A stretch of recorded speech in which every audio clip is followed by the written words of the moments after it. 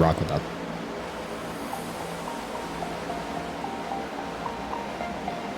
The championship fight is well underway in the Area Cup Series. With 5 playoff rounds and 1 down, our second race takes us to Fontana, California. Only 2 drivers can relax: Seth Noel and Jake Nichols, who automatically advance to the second round. For the other 11 drivers, they must fight for 7 more spots, and they'll only have 105 laps tonight to state their case. Welcome to the West Coast, welcome to Auto Club Speedway, and welcome to race 14 of the Area Cup Series. Kyle Heyer alongside Hunter Sleppy, Finney DeCuna, and Eric Weiland as part of our 4-person team for tonight's 105-lap race. Finney, welcome aboard. We love coming to Fontana. This place is big, this place is fast, and a perfect place for round 2 of 5 in the Area Cup Series playoffs. Yeah, I was going to say, we're really glad to come back here for Auto Club. No matter what car it seems to that you bring here, it always tends to put on a show here on Sim TV.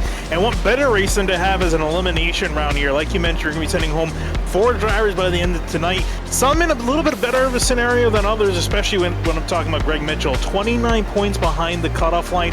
He has to execute. He basically has to win this race if he wants to move on. It's a lot resting on his shoulders coming to tonight. Definitely possible, considering the fantastic finishes that we've seen at this track over the last few seasons in the area, and Eric just so happened to be a part of the first one back in season 1, but that was with the Gen 6 car. We're in the next gen. Jake Nichols obviously locked in. Beckner, the next highest, that isn't locked in, only at 19 points.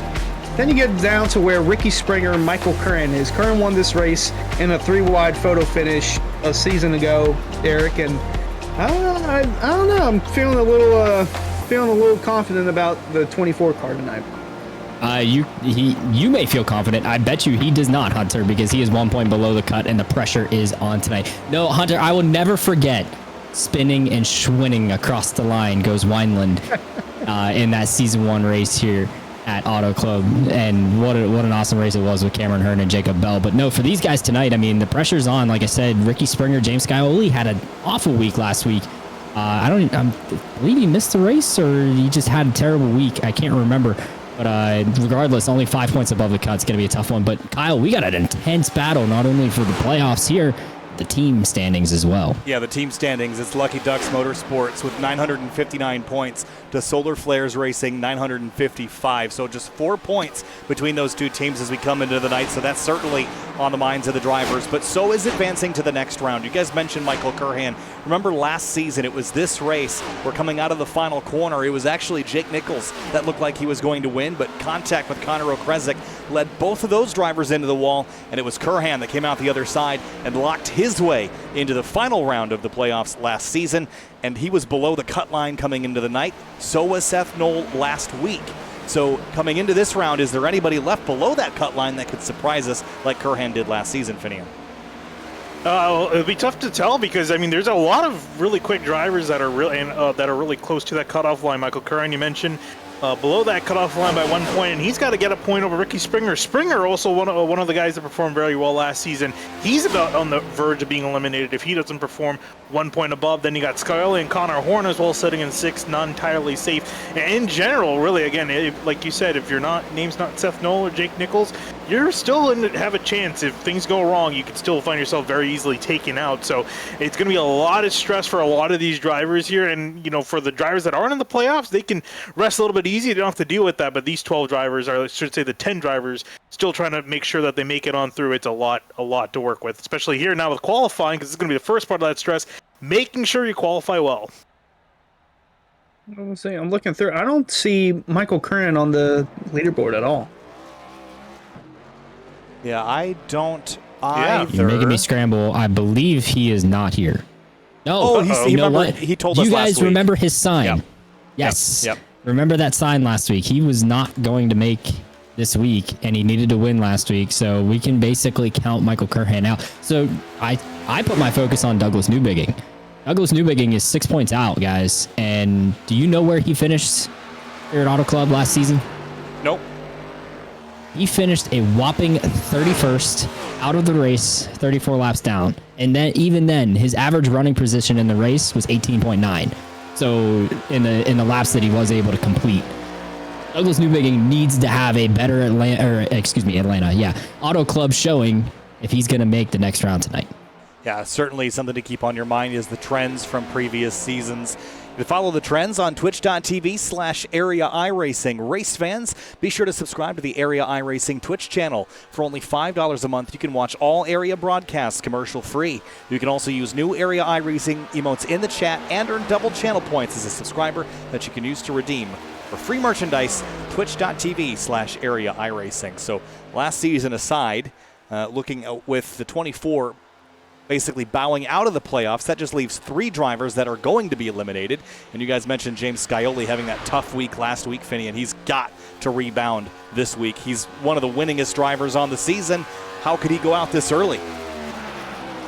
Yeah, it's really surprising when you think about it, right? With such a lead that he came in just, but again, last week not going well, put him a lot closer to that line than he would like, but so far so good. He's pole. I mean, out of only 3 qualifiers, but we'll see if that 7 can keep up there as the next few drivers come on through. Seth Knoll, ooh, a very nice Chase Elliott paint scheme there. Up, I assume that's by mistake. Maybe we're gonna try. We're refresh. I mean, it see what looked it really gives good. us. Wrong car number. We'll see what it gives. Well, looks like it's it. So he will ride off into turn 3 with the green number placard. So anyone in the green is automatically advanced, with Seth Noel doing that last week with a race win, and of course the 73 of Jake Nichols. Once he starts the race tonight, he will lock himself into the second round of the playoffs. Did he become Chase Elliott? Yes. He did. Wins one race and thinks he's the. Well, that certainly isn't accurate to this year, Hunter. Yeah, I'll say. Now this is the guy. This right here, Ricky Springer. As you see the man in VR turn he just started his lap. Excuse me. He had a great Atlanta last season. He finished second to Jake Nichols, and he ran 4th on average throughout the race. So I expect a big showing from this 51 car, guys. Yeah, looks good. Looks the part. Rockets down the back straightaway here on schedule for about a 40.6 second lap time, which would put him somewhere between 3rd and 7th right now of the 11 drivers that have taken time so far as he heads out of turn 4. Ricky Springer in that number 51. Trying to keep his playoffs going with a 40.618. Good enough for 4th place and into the wall past the start-finish line. It's really interesting that He's he ran upset. the outside lane in turn 1 as he angrily destroys his car. That's a lot of money thrown down the drain. But it was surprising to me that he actually decided to run the outside lane in turns 1 and 2. I don't feel like you really see that often. Most people will do what Tyler Nichols does right here, goes down in the middle, just a lane up really in the middle, bottom lane. But Ricky Springer around the top, and I was a bit concerned on how the lap time was going to go, but he did pretty decent so far. He's 4th out of 12 guys. In my races here, Finian, the top in 1 and 2 is very strong. In 3 and 4, not so much. You're going to see most of these guys on the bottom of the racetrack, especially in Q trim. But I would not put it past some of these guys like Ricky Springer to run it up the racetrack in 1 and 2. JT Poole with a great lap just put himself 3rd. Let's see what Tyler Nichols does right here, Hunter. Yeah, it will be. Where is he? 4th. So he dethrones Cedric Hunter's time. Is JT Poole now 3rd quickest? I actually like the JT Poole machine. He's been getting stronger and stronger each week, and I think that first win's coming, but it's just a matter of time for that car as Greg Mitchell looks to start his time. Yeah. Oh, wow. And Travis Beckner jumping to the top of the standings and a near tie with James Scioli on the time sheets. Shows a tie for me at a 40.549 for Beckner and James Scioli. So that's Wow. A fascinating lap. But this is a driver. I guess is the tiebreaker age? I suppose it is. But for Greg Mitchell in this number 2, a win would be very well timed tonight. He'll be battling with Cedric Hunter and then a couple of those above the cut line to try to advance his way. And he's a long ways out, guys, so it's going to be a win or nothing for Greg Mitchell tonight. And that's the interesting thing about his situation is because he basically can just throw anything at the wall. He has to go for the Hail Mary. He can't go for the safe option. He needs to go for the long shot because he needs it to work. He can't just have a good points day. He needs to do extremely well or hope his other competitors very horribly. Wow! What a statement. Jumps to provisional pole. Yeah, that is a statement run there from the 2 of Mitchell. Still giving it cars left to go out, but by a good margin too, half a tenth. Eric, that's just what you need on a night like tonight for Greg Mitchell to go out there and make a statement. Do you remember who got pole last week below the cut line and went on to win a race? It was Seth Knoll. Yeah. I mean, you guys said it, making a statement. I suddenly feel very much more comfortable if I'm Greg Mitchell with this raw pace that he appears to have in his machine tonight. Rafe Slate taking the top on his lap. I like this. I like the contrarian, but still able to have speed in the car. This is another Solid Rock Performance teammate of Ricky Springer, so no surprise that both of them chose to run the top. Let's see what he does on the bottom here in 3 and 4. Yeah, through 3 and 4 for Rafe Slate. This is his flying lap, and he went way up against the outside wall in 1 and 2. We'll see where he can lay down for qualifying. Across the stripe for the number 8. It's a 47.35, so that'll drop him about 16th as Jake Nichols pits Greg Mitchell's by 51 thousandths of a second, and not only locked into next round, but locked at the top of the board for now. Also took off a few bonus points going to Greg Mitchell's name if he was able to hold on to it. Well, here's Doug Newbigging. Starting a lap. Needs a good qualifying tonight. Oh, yeah. Hey, I was gonna point out the tie. Have you guys paid attention to Sim Racing Twitter in the past couple weeks? You remember the Firecracker 400 being run just recently? Yeah. Did you see the whole controversy about the 10,000th of a second being measured on iRacing and whether we can see it or not? There's a driver that was attempting to qualify for the Firecracker 400, and like 3 of them had the same time. And they used a different telemetry software, I think, to get a 10,000th of a second precision, and showed that he would have qualified in. Alas, E-Racer did not accept that because of their rulebook. They played it by the rules. But funnily enough, you guys see a tie. I'm using a different timing and scoring, not ATVO like you guys use, and I actually have 1/1000th of a second difference between the two. Interesting. Beckner over Scioli. So, by the way, when all that was happening, as Chris Rabel goes 14th quick, Douglas Newbigging up to 3rd place. So, Finian, the drivers that needed good, even Cedric Hunter's in the top 10. All 3 of the drivers that need to advance forward in the standings have qualified top 10. Now, there's not a ton of playoff competitors that aren't in the top 10, but some have yet to qualify, including Connor Horn and the 3 of Reinhardt's. Yeah, both of these guys, again, they're not out of it. They're still in the playoffs. That being said, they need things to go their way. They can't really afford to be starting from the back. They need a decent qualifying effort in the midfield, upper midfield. Can the 42 of Connor Horn execute here as he comes across the line? He's going to be a little bit further back than he probably would have liked. 16th quickest on the board. Dwayne Culberson out there in the 81 now. Still waiting on Ryan Hartz, who actually, Ryan Hartz did attempt to make a lap. And didn't complete it. And then, so he made a mistake, so he will be starting for the back. That is going to be treacherous for the 3. Can you say the same about Connor Okrezik? I'm not sure. This man, Connor Okrezik, was fighting Jake Nichols for the win last season. Same thing. Started a lap, didn't complete it. Long time. But let's see what Culberson can put down here if he can get himself a decent spot. He's a Solar Flare Racing team member, and they are 4 points back of Lucky Duck Motorsports in the team championship, as we pointed out at the top of the show. 21st for Dwayne Culberson at a 40.807. And our final qualifier for today looks like about a half dozen or more will not get laps in here before the end of the session. Quick look at your qualifying results. It's Jake Nichols at the top of the board. Then it's Mitchell, Newbigging, Travis Beckner, Scioli, the rest of your top 5. Then Sturgill, Poole, Weishart, Nichols, and Cedric Hunter, the rest of your top 10. 105 laps, Finian. Consistency is going to be the key in this race. And making it to the end after playing a 2-stop pit strategy with our fuel window tonight. Those are all things we have to consider. Yeah, I'm really interested in seeing how Douglas Newbigging and Greg Mitchell do, starting both in the top 3. It's a really fantastic performance because, again, this is a race they both needed to step up in, and they did exactly that. They barely missed pole, with Jake Nichols just squeezing his way into there.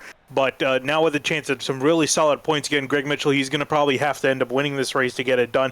Newbigging is has a solid chance of racing his way in if he plays his cards right. And the big question is, they did a great job qualifying up there. Can they stay up there? Do they have the race pace throughout the run, over the long run if we do get it, to keep up there and fight with the big guys? Race fans, start your engines with a fresh cup of Roasted Gems coffee. Choose from some of the finest coffee beans from Colombia and Peru, or try the blended flavors of French vanilla and hazelnut. Use discount code AREAIRACING for 10% off your order at checkout at roastedgems.com. Well, it's time to head down to the start line and get our starting order presented by Roasted Gems Coffee underway, and it is a 33-car field tonight. We certainly have a large field this late in the season, which is always great to see. And it's about time to roll through it. It's row number 1, going to be Jake Nichols locked into the playoffs the second round. He rolls off on pole. Greg Mitchell, as far out as he can be, needs to win tonight to get into round 2.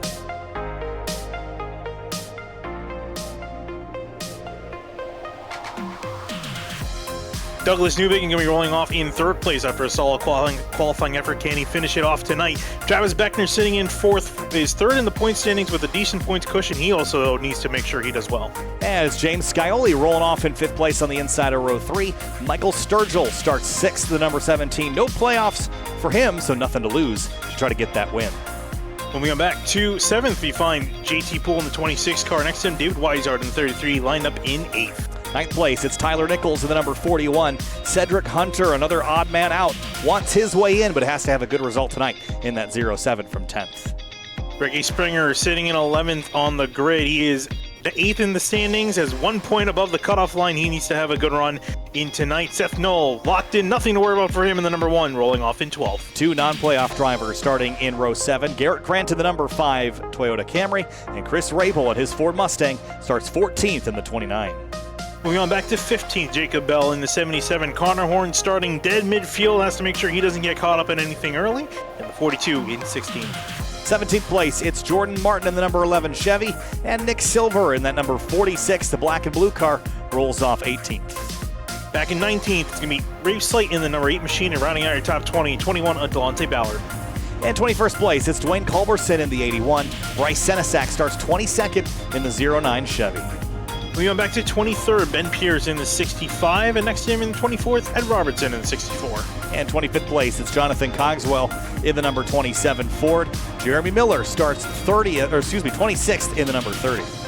Moving on back to 27th, Ryan Hards wasn't able to get a qualifying effort in. He's way down the order, needs to make sure that he gets himself up there and gets through the traffic efficiently in 27th. Brandon Bowie next to him in the 23 and 28th. And 29th place, it's Skylar Shackelford. Connor Okrezik almost won this race last year, starts 30th in the number 14. Back to 31st, is going to be Brad Slaughter Jr. in the 83 with Frankie Barroso in 12th in the 32nd. And rounding out your field at 33, Chris Seidenfeiten in the 45. All right, half a pace lap remaining before we turn him loose for 105 laps. Eric Wineland, pick me your favorite. Who wins this race tonight in Fontana? Kyle, the winner will come from row number 6, specifically on the inside. It's going to be Ricky Springer tonight, taking home the checkered flag on to the next round of the playoffs. All right, Ricky Springer is Wineland's pick. Hunter, who you got? He gets it done tonight. JT Poole will be an Area Cup winner by the time the race is over. And Finian, your pick for tonight's 105-lap race.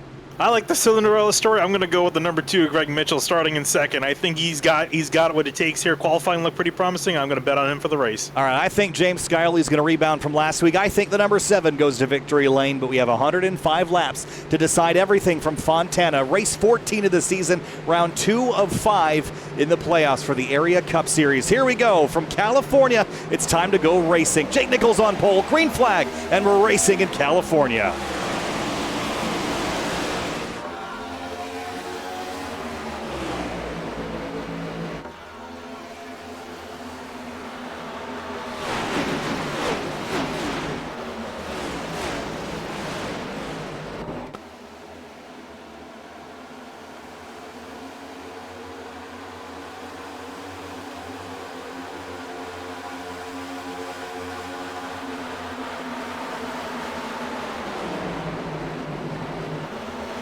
Three wide midfield as they come out of the fourth corner for the first time. The 2-car bounced off the wall, leaving turn 2, Finian, so that's early trouble for a driver that really needs a good result. And by good result, I mean he needs to go to victory lane to move on next week. Yeah, I was going to say, as they gridded, it's showing with our points calculator that we can look at He's still 20 points out, so it is rough for his situation, but if he can just get into rhythm here early on, might be able to work it out. Meanwhile, there are 4 wide coming off of turn 2. Look at this mess coming off the corner. There is Tyler Nichols going up to throw a block on the 64, and then up ahead of them, I think that's the 11, Jordan Martin trying to make a move to the inside. I believe the onboard is Delonte Ballard, not the 8 slate, but he is right in the middle of that madness, and they can do it at this track. They can go 4 wide, 5 wide. I would recommend it in the turns, but on the straights they can. And this race typically sees a good bit of cautions. We're on average for 4 yellows at Auto Club, so don't be surprised if they try to push the issue a little too much, and we could see some cars spinning. Multi-groove racing, that's what you see here at Fontana. You're racing from the white line all the way up to that blue wall on the outside. Jake Nichols leads the field, though. Douglas Newbegin riding right behind him, a driver that could use a good run tonight to get himself above that cut line. With Curhan automatically out, there's 3 drivers that are fighting for their way above that cut. And Newbegin has a run here on Jake Nichols out of turn 4. Let's see, is he going to do anything with it, or is he just going to tail in behind the 73? I think for now, I think he's probably just going to stay in, caution out. Jonathan Cogswell and Chris Seidenfeiden have made contact. There's big damage on the number 45. Cautions out, lap 4. Oh, right on cue about the cautions coming out. So it's the thing that starts with the 27 gets loose. That is he going to correct and head up the racetrack? I'd imagine so. And here comes the 45. Wow. Oh, man. That cannot be any bad timing, like any worse timing for the Seidenfeiden machine. It just kind of fights it, goes up the racetrack, and then just watch this impact. Slams into the 45. And Seidenfeiden just had absolutely nowhere to go. Yeah, I was going to say, a heavy impact for both cars. And like you mentioned, he's just running up there, sees a 27 spinning out. Okay, he's going to spin to the inside, and then, oh, God, and nothing he can do. That is going Might to be an early end to the night for him. I'd say so. I'd say that's about as final as it's going to get as far as damage goes. Looking pretty secondhand, I'd say. He did drive it back to the pits, though. I don't think Cogswell did. I think it's missing, or the left front tire. Missing a couple pieces. Yeah. Looking a little worse for wear. Cogswell would have had an EOL penalty, but I don't think he will also continue. So, kind of early for pit stops, I'd imagine, Eric. Oh, absolutely, Kyle. This is not going to put them in any sort of fuel window. We expect it to be about 42 to 46 laps tonight. So with 100 laps still remaining, I don't think you can stretch this tank to 50 laps. So I don't expect many to be down pit road, mostly just damage fix, including Jacob Bell, who pit too early. And as I say that, everybody's going to point out that I am wrong and they want fuel. Split decisions here on pit lane, and the first of them is David Weishart, who will come on down pit lane. Got nothing to lose, not a playoff competitor, so why not just try to get that win, Finian? Travis Beckner, though, that one surprises me a little bit more. Yeah, it's a bit surprising. I guess he figured it's worth it for the long run. I guess these guys are trying to think that maybe, if the cautions fall the right way, if they get enough caution laps, might be able to stretch it. Was there some contact back there? No, right side's up on Travis Beckner. Left side's up too. He wants 4 tires. He's the only car on pit road that decided to take 4. That's risky. I feel like this is wasting a set because it's only 5 laps into the race and they were really screaming for only about 3. Yeah, I'm not sure about that. Hunter, tires this early, wasting a set, and we know how much tire wear is a problem here at Fontana. Yeah, but if it's just a handful of laps, I wouldn't come down pit road. As Weishart would say, he must have Childers on the pit box because the self-proclaimed Harvick fan likes to say that Childers always takes 4 tires no matter what, and it seems like that's the case for Beckner. But I was going to say, we don't have a lot of yellows towards the later ends of these Auto Club races. The last caution comes out with around 40 to go. Really, most of the yellows come out very early on, so the fact that he took a set of tires completely surprises me. So with our first yellow at lap number 4, we should be expecting the 1 to green this time. Looks like Seidenfeiden and Cogswell will likely be out with their damage. That will reduce the field down to 31. I see some more tickers on the pit lane. Connor Horn coming down, as well as Ed Robertson and Beckner again. I would assume this is just the top off there. It is. It 100% is, but I don't think you can stretch it. By the way, I had some radio. I'm not playing Chris Seidenfonds. There was about every 4-letter word in the book said in that channel. Partially because they knew I was in there and they were messing with me. But I did have radio for you guys from Delonte Ballard, who you guys were pointing out was in the middle of 4 wide on the start. Listen in. I'm just, I already got my lap lids, so I'm happy. I want to get right over here. Locked in. Oh yeah, holy. I like how we're fanned out, but it's insane right now. Yeah, just be smart. I know things are going to be really bad early, so just got to be smart. Take care of it. So Jake Nichols basically locked in on points, helping coach his team because they are very much in this points battle with Lucky Duck Motorsports. Yeah, the team battle certainly on the line, as well as the fight for the championship that Jake Nichols is already well on his way to doing. So we're going to restart this time through at lap number 8 of 105, and it's a long, long way to go. Once we get into those long runs, though, tire wear and lane selection will be a big deal. We've seen top lane, we've seen bottom lane, we've seen middle. We'll see how the lines and runs transition over the course of this race. That pace car going to make the left-hand turn back onto pit road. And Jake Nichols in the number 73, that purple Solar Flare racing car, going to lead us down once again. And here we go. Green flag back in the air from Auto Club Speedway. Good launch for the 73 and off into turn 1, Finian. Look at Michael Sturgill on the bottom. Yeah, trying to see if he can make some noise here. If he can get to the inside of the 71, it's going to be hard, though. It gets a little bit of dirty air. Newbegin benefiting from some cleaner up on that top side. And I'm really curious to see if he's willing to do something different this run. Looking, meanwhile, at Seth Knoll in the middle of this pack, trying to figure out which way to go. He can't really go anywhere. Whoa, Slaughter gets very close to his door as he starts to lose out in the middle of this entire group. This big mess of cars going off into turn 3. And look at him. Look at that. It's the Larson line. I was about to say, he's ripping the Larson line there. The Chase Elliott car of Seth Knoll in the, well, it's 1 on the ticker, but 9 on the track, and Nichols got a gaggle of cars behind him. That is the, 3 wide here. Seth Knoll's all over the place. Inside, outside, everywhere, trying to make speed. Now Bryce Senesac goes up the racetrack just a touch. Out front, Newbegin keeping pace with Jake Nichols as he did in that first run. As look at the 7 of James Scioli last week was not his week at Chicagoland, and he needs to rebound here as far as the points go. Came in not far above that cut line, so he's got to do some work to make sure he's safe tonight. Slides ahead of Chris Rabel. That was dicey, and a big slide behind him as well. That was the 14 of Okrezik on the bottom.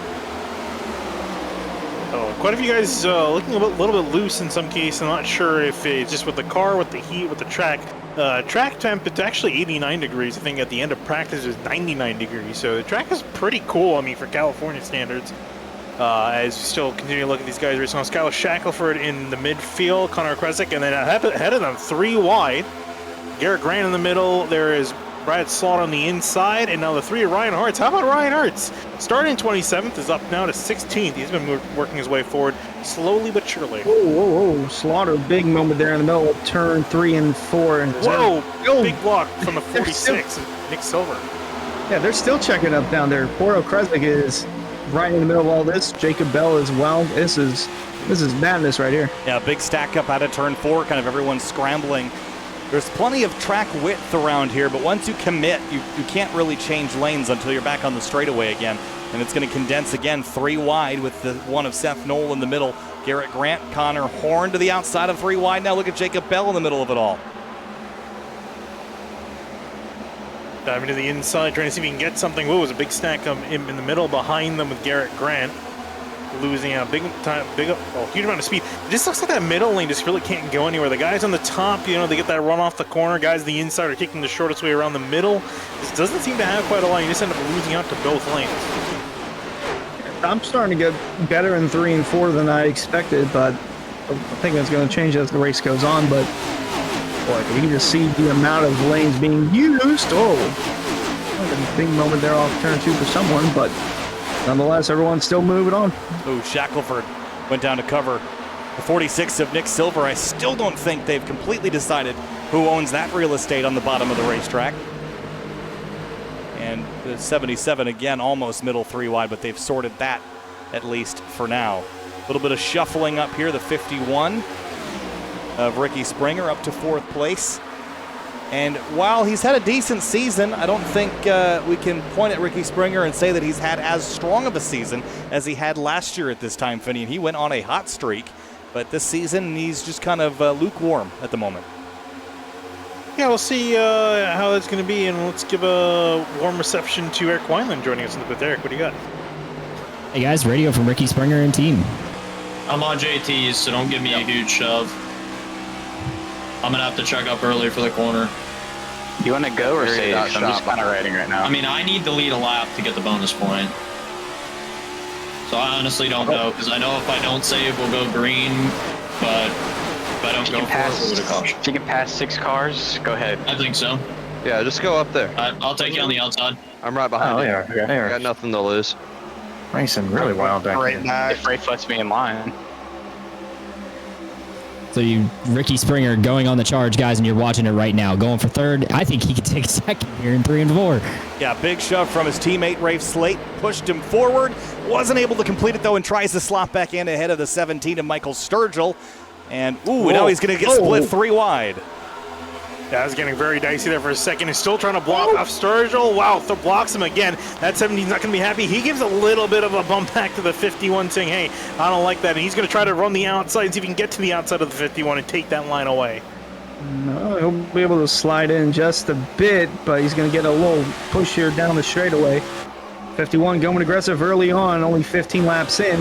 Might have a run on 2nd here, and into turn 3, here comes JT Poole behind.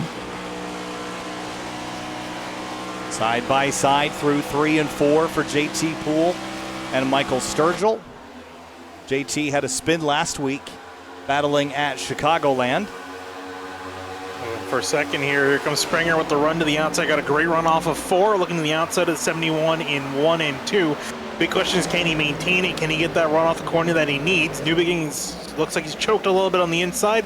Springer in the 51, around he will go and will claim 2nd place. And now his next victim is going to be the 73 of Jake Nichols. Curious thing, though, is if Springer does actually get to the lead, will he want to stay there? Or is he going to try to then back it off and kind of reel the tires back in? I would assume he'd try to stay there, lead a lap, and that would help, but lead the most laps, that's another bonus point. And the more laps that Nichols lead, the more points that are going out the window for Springer, as teammate Rafe Slate going around the outside of JT Poole for the 5th spot. Yeah, Newbigging's not done firing back on Ricky Springer down here at 1 and 2. Just doesn't have the momentum leaving the corner on the bottom. It's going to open the door for Sturgill on exit. He covers it slightly, but then leaves the lane open, and Sturgill will go back on by, and I don't think he's quite going to clear him, but he does into turn 3 and gives Sturgill 3rd. Yeah, looks like Newbigging is about to start falling off here. We've got Eric Wineland back with us. Eric, any more news? Yeah, Finian, remember, the Sturgill and Newbigging machines are teammates for Lucky Duck Motorsports. Listen into these guys. Hey, do you know if anyone's shifting? I'll tell you here in a second. Yeah, Nichols is shifting. Okay. Stop shifting. Yeah, the arm's getting too loose. So Lucky Duck Motorsports talking strategy, how they're going to keep themselves up here toward the front of the field, guys. Every lane being used on the racetrack right now, top and bottom and middle and everywhere in between. Cars are just fanning out, and that's the beauty of Fontana, but the tire wear will change pretty drastically depending on if you're on the top or on the bottom and how much you're throttling up. You use the throttle really to rotate the car. Slight squeeze is up to the outside of Newbigging to take that spot away. Yeah, I was actually kind of just going through the entire field. There's not a whole lot of cars out there shifting. The ones I could find are Jake Nichols, Michael Sturgill, Rafe Slate, and Connor Krezek. Everyone else is riding in 5th gear, at least through 1 and 2. Even the 51 of Ricky Springer, as he gets a massive run to the outside. He might have a shot at the lead heading into turn 3, closing in on the bumper of Jake Nichols. Gonna peek down to the inside. Here he comes, side by side for the lead heading into 3. Here comes Ricky Springer to the bottom now. And he's clear of, well, thought he was clear of Nichols. Now he definitely is. As Sturgill drives up on the bottom to distract Nichols for a moment. Yeah, It looks like the 73 didn't fight that as much, or nor near as much as I would have thought, unless he realizes what the 51 is going to do. Maybe just kind of get that lead lap and then, you know, kind of relax a little bit after. But meanwhile, here comes Sturgill trying to make some noise. Goes to the inside of the 73. He will claim second place. Nichols tries to get that back on the outside, seeing if he can get that run. He will, because they get the slipstream off the 51. And oh, Springer going down to try to pull Sturgill along so they can continue to fight. And to break up the draft between him and Nichols, because he knows that 73 is quick.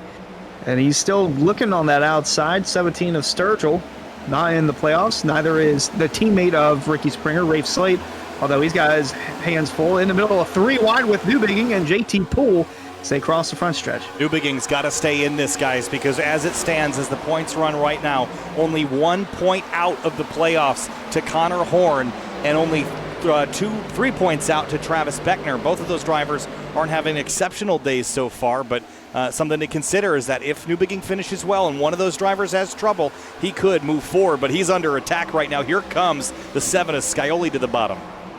7 of the Scioli to his bottom, and then up on top, Greg Mitchell trying to see if he can get around the high lane. Around the 71, can't quite get it done, but Scioli's still working that bottom lane. He's going to push up on the 71 just a little bit. And 71 and Newbigging getting a slipstream from Slate, and Slate kind of bobs and weaves down the front straightaway trying to break that draft. Lucky Duck Motorsports all inside the top 10. Got Sturgill in second. Then you got Newbigging, Scioli, and Cedric Hunter all inside the top 10. And Nichols falling back to third after Sturgill took second away. And it's single file for the first about 5-6 positions. And you get back to Scioli and Newbigging still going at it. But here comes the 73. And Nichols down low for second. He wants it back, and he's the king of tire saving. So if he's dropping back, you know that there's something to be saved in the tires. If he's driving forward, you know there's no more conserving in the 73 camp. Look at this big defensive move there from Slate on Newbigging, and he turns him. Contact down the front straightaway, around they go. He's going to come back in the field. Does he claim anyone? I think might hit Slaughter, but the caution will wave again. And that is not what the 71 needed at all. No, and he almost clobbered the pit wall as well, inches away from ending his playoff hopes instantly. And inches away from ending the race for a handful of others, and Brad Slaughter getting away with that barely. Let's take a look at the Simrat Market replay. They're just blocking, then they touch, and there's nothing you can do at that point except hope for the best.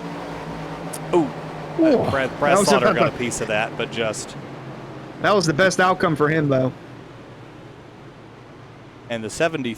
Am I blanking here? The 71. Watch how close he gets to this wall. Oh. Some shade being thrown in the race chat as well. Newbigging was asking for a clear for his black flag because he went through the pits, and Slate's replied, I don't think people that side draft aggressively deserve that. Yeah, I did kind of chase him up the track, guys. Whew. Yeah, it just looks like one of those situations where just side drafting gone wrong, because it's such an advantage, so that's why everyone uses it, but again, it's one of those situations where it does go wrong. Not to mention the bumps do play a factor in this. I mean, it's bumpy all over the racetrack, even on the front stretch, so maybe that had a little something to do with it. As we take another slow-mo look at it, bring back Eric Wineland. Eric, that happened right in front of you down on pit road. I don't know that it was a case of a side draft gone wrong, Hunter and team, but more so just tight racing. Rafe was really racing tight on Douglas Newbigging. Doug not happy on the radio. I cannot play that one back either for you guys.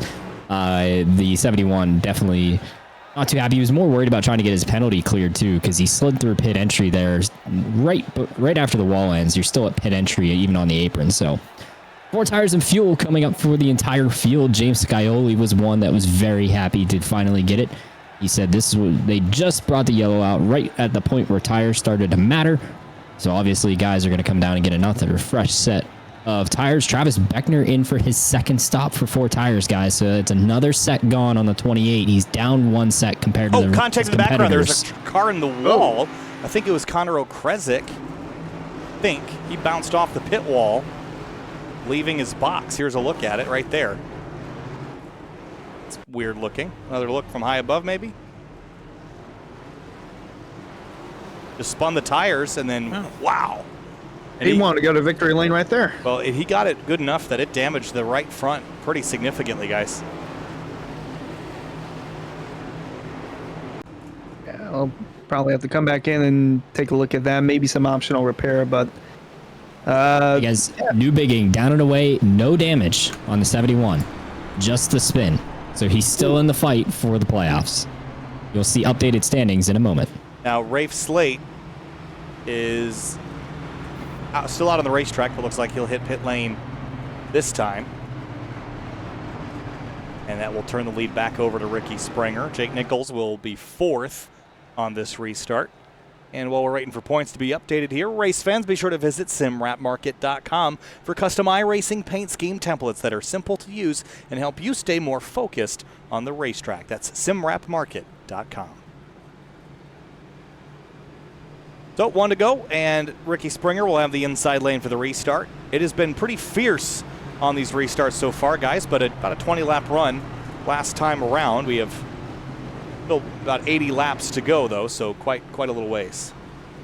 Oh, still quite a bit of racing left to go in this event. Also, just want to give an update. Penalty given to the 71 for causing that incident. So EOL for him, he was pretty much already near the back anyway because of that black flag. So he's on and away, but in a big hole that he has to climb himself out of. And by big hole, that is a 30-point swing from what he was just doing. So he was 1 point out. Now he's 31 points out as it stands. So up 24 points now. Okay, well, it's still a decent sized hole. It is a big swing. So Connor Horn also moved up to 11th on that pit stop. So he's quietly moving forward. Remember, he started this race in 16th, but wasn't running all that well, and now up inside the top 15. Speaking of big movers, Jeremy Miller is in 3rd. Wow. And he's up 23 spots from 26th. He was the driver that pit on that initial pit stop as well. He's come down twice. Yeah, so he only came down for the fuel. Meanwhile, Beckner, who's actually, where is Beckner even at? He's back in 28th. Oof. That's not going to go for the 28. Well, time to go racing once again from the Area Cup Series, lap number 27. Ricky Springer leads him down. Good launch for him and Miller, and we're back underway. Jake Nichols pushing Sturgill, and Greg Mitchell in need of a win pushes the 73 into turn 1. Look at the 7, though, on the bottom 3 wide. Yeah, poor start for the 17. Ooh, and the 30. The 17 almost gets into the back of him, and there's James Kelly getting pinched down. An aggressive start from Jeremy Miller trying to keep that 7 of Scioli at bay, and that 7 lost a ton of speed coming out of turn 2. Yeah, that could have been catastrophe right there in the middle, 1 and 2. That is not the case. Nichols going to look for the podium spot from the 17 of Sturgill as they're 3 wide with Chris Rabel in the middle. Tense moments on this restart here when the pack is all together. Everyone's on fresh tires. Everyone feels like Superman here in California today, but not everybody can be. Rabel, Cedric Hunter, Ryan Hartz breaks the top 10 for the first time today after starting in 27th.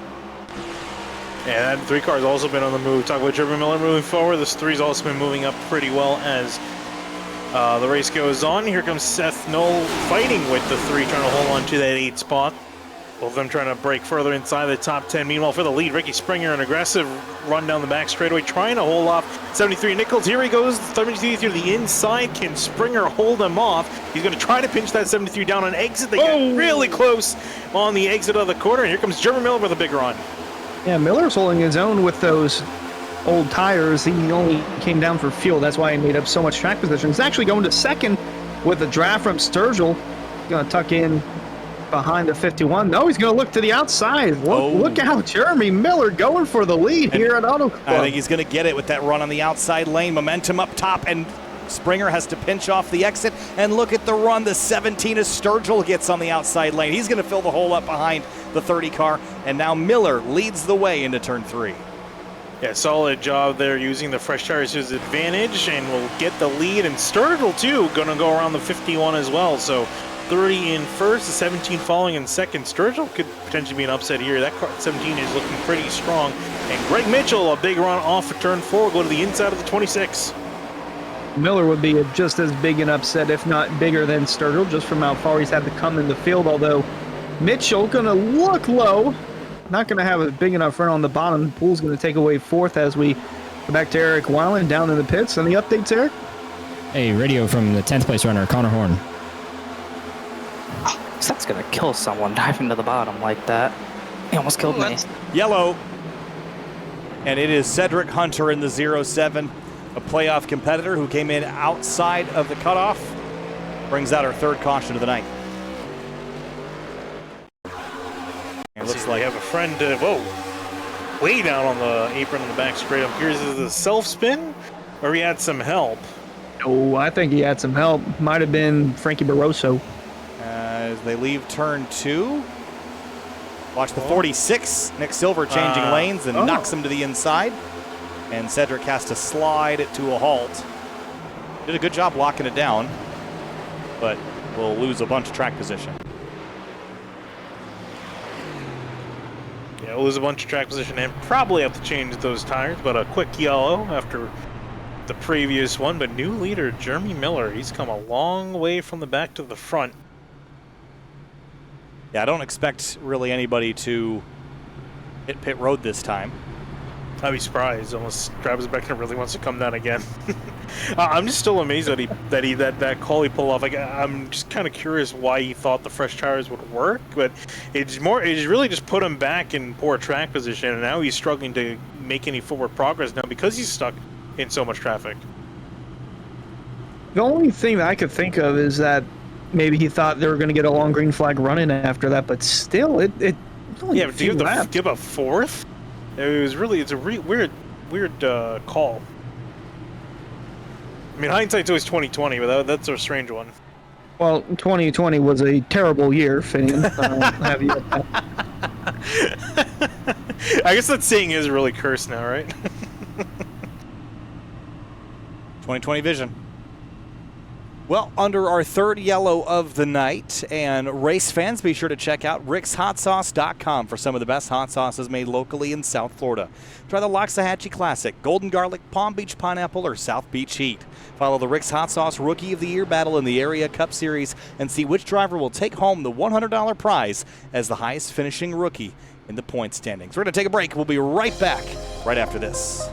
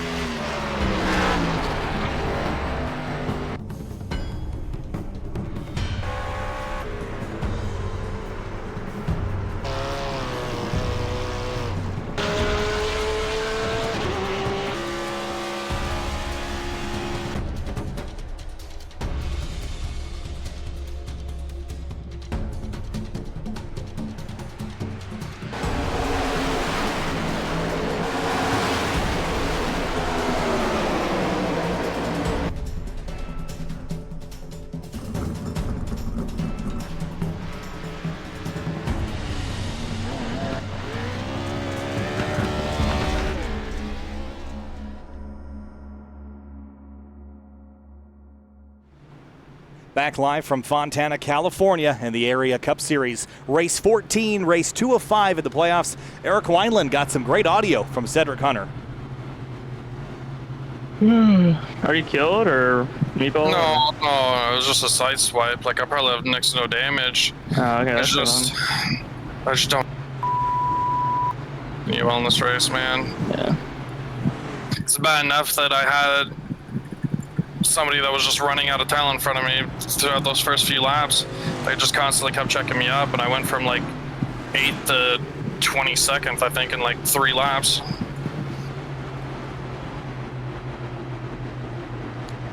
So some dramas there from the 07 as he will restart back in 27th place. A couple other takers on pit lane that time. Connor Okrezik, Garrett Grant.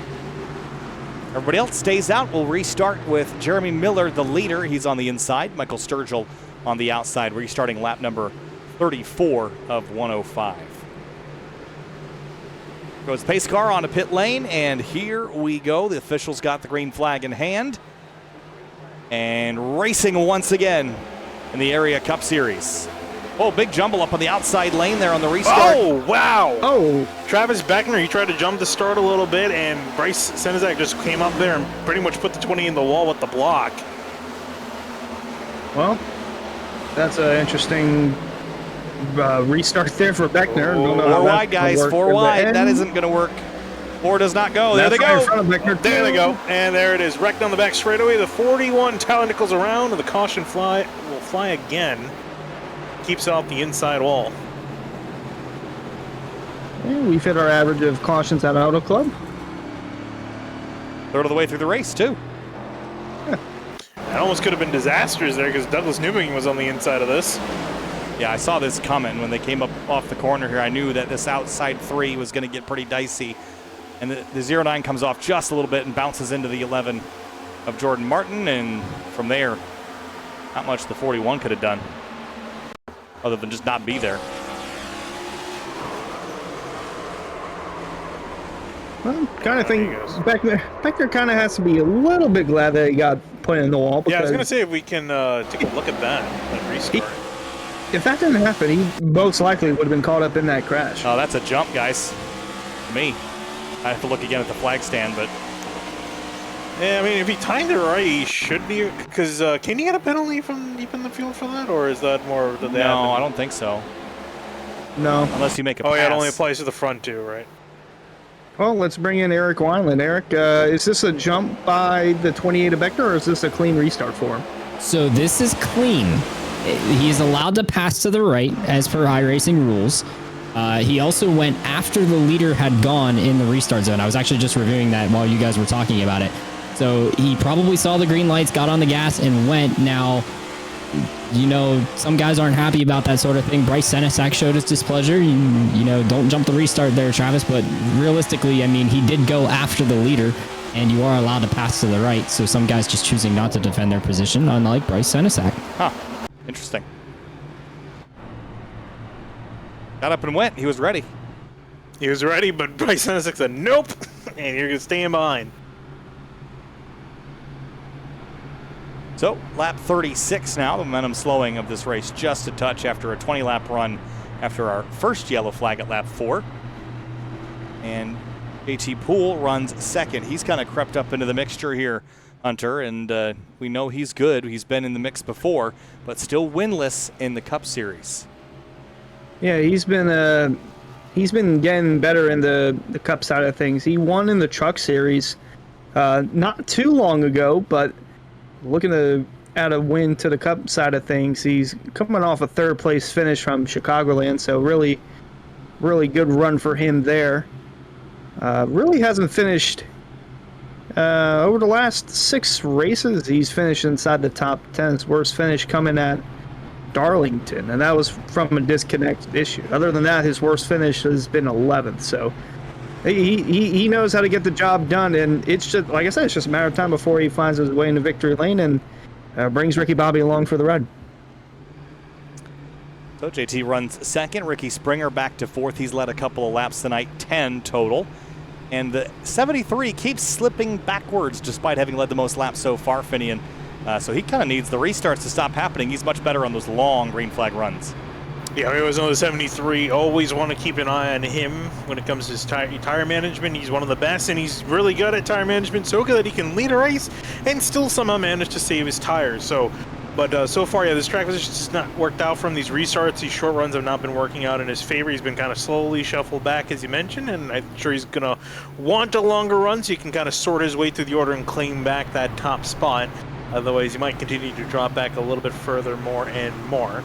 Again, it's not the biggest concern for him because he's making it through no matter what tonight. But I'm sure, you know, Jake Nichols, he definitely wants to win this race.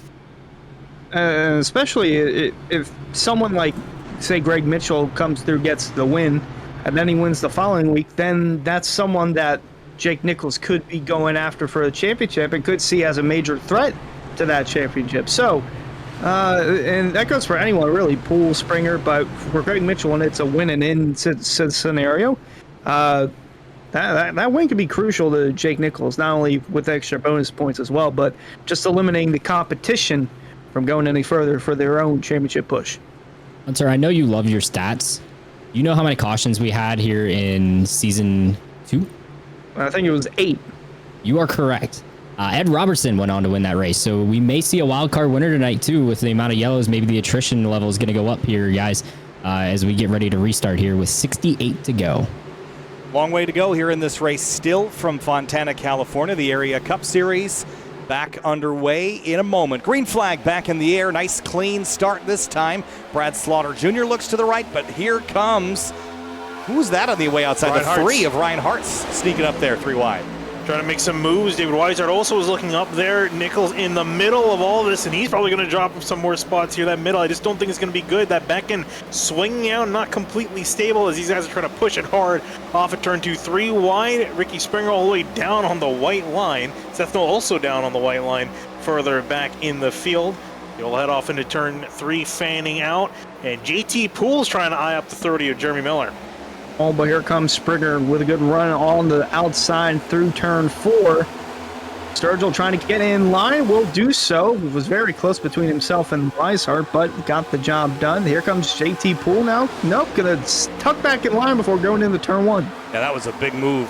Everyone's getting really right. Trouble behind him. Again. Crash in turn 1 and 2. This one's going to be a crash bigger for one. Brad Slaughter. That car, front end of the car is destroyed. Brad Slaughter Jr. grinds to a halt on the apron. That car absolutely destroyed. And let's see what happened to the 83. Look at the 28 car in this. I think he might have something to do with it. Oh, right here. Oh, Ahead of him. And then, oh, wow. It was the Brandon Bowie machine that was the first car to get turned. And it was off the bumper. Is this Delonte Ballard thing? Yes. Right here. Boom, Yep. hooks him and then gets Nick Silver. Nick Silver, yeah. Then, oh man, what a hit. Wow, was that Doug Newbiging in the back? That I think that was Doug Newbiging that was right in the middle. that rank avoidance there. Oh my gosh. Oh, we haven't seen on board of that. Douglas Newbiging in the 71. Here is what it looked like from the nose of this car. That's another close call for him. Whew. Did a great job jumping on the brakes. And you have to feel Sense for the Brad danger. Slaughter here. This is just a huge impact. And he gets kind of double whammied with the 09 as well. Yeah, he's a bit annoyed with how hard people are racing back in the pack, and I'm sure this is going to add to that now that he's basically taken out of the event. Yeah, I can't disagree necessarily. Big moves being made back here for pretty deep in the field pretty early in this race. That's resulted in a lot of crashed cars.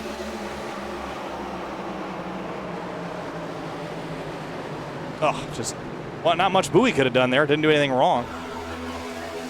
Just driving straight. Yeah, so quickly again, just wrong place, wrong time. A little bit of contact, and around he goes. Oh.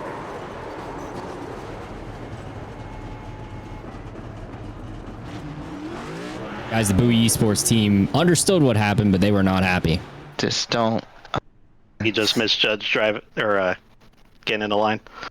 Yeah, because I was coming in pretty quick, and he was trying to get in behind Bowie, and yeah, just missed it by like, can't tell if it was 3 inches or a foot. I couldn't really tell, but it was. We can't go green for longer than 2 laps because people are impatient.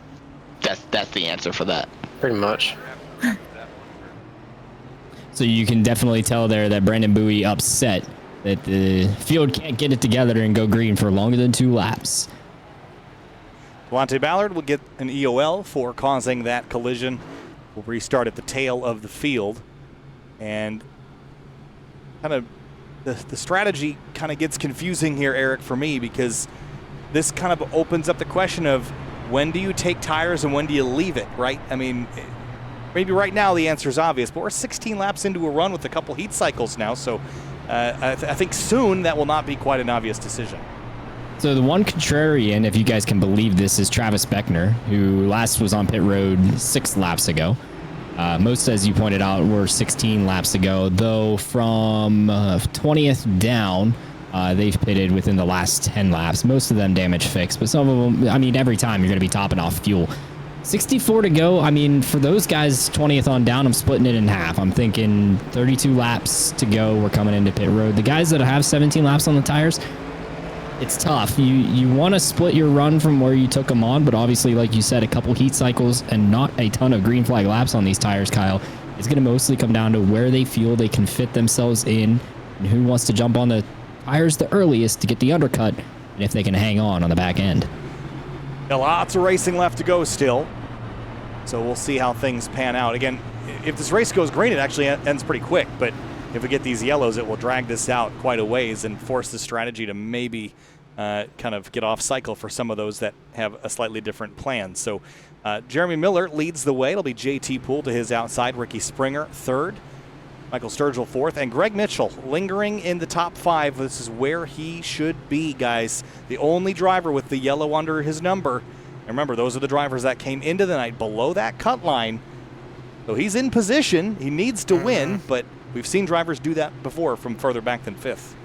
Yeah, I was going to say, you basically said it there. He's doing what he needs to do, but to really do what he needs to do by the end of this race, he does have to get that win. But staying up there is good for 2 reasons. A, you got a good chance of getting the win, and B, you're also staying out of the trouble in the back where a lot of the wrecks are happening. So, meanwhile, Doug Newbegin is dodging and weaving through traffic, and the accident swerving around him. Hopefully he can make it through to the front. We'll see. Space car dives off. Since Newbegin got back there, he has narrowly missed 2 crashes. Will his luck run out, or will he work his way back forward? Green flag, and again, it's the 3 of Hearts jumping to the outside lane. Already making moves, trying to go to the outside on Mike Sturgill and heading off into turn 1. JT Poole following with the 51 Ricky Springer. He's trying to work to the outside of Jeremy Miller. It might be set up for a strong run here heading into turn 3 as Springer closes in on Jeremy Miller. But behind them, there are 3 wide, sometimes 4 wide. You get a little further in the back, but Mitchell and Nichols fighting for 8th as they head out, and 4 wide into turn 3. Yeah, there's just cars everywhere. Jake Nichols just trying to get to the high side so he doesn't lose any more spots. He's down to 9th place and trying to work his spin behind him. Oh, Beckner. That was Beckner. Through the grass at 140 miles an hour. Back rolling, but he will lose a lot of track position. I got close on corner X. I think a car came down into him, and that's what sent him to the grass. For the lead, Ricky Springer made a dive into turn 1 on the inside. Miller, though, kept to the high side, got the run off the corner, will barely hold on to some side draft from the 51. Oh, look out! Oh, he's going to turn him! He saved it. He's still saving it. 3 wide. Wow, look at Poole rocket to the front, but here comes Seth Knoll on the outside. Where did he come from? In the Napa car. Look at him cutting to the outside. He's going to lead the lap. No, it's Poole, but he might lead the next one. Here comes Springer in tow, and Jake Nichols has joined the party. Where did Jake Nichols come from? He was 9th a lap ago, now 3rd, now 2nd, as he rockets to the front, and that chaos as the 2 leaders got together in turn 3. Yeah, I was going to say, it just completely shook up the entire order now. Seth Knoll leading over Nichols, Poole, Springer, Hearts, now your top 5. That's not going to be for much longer in that order because here comes 26 of Poole to the inside. And now Knoll's going to look like he's going to block him off there. Now Nichols has that top side. Can he get that run on the 1? He's gaining quickly.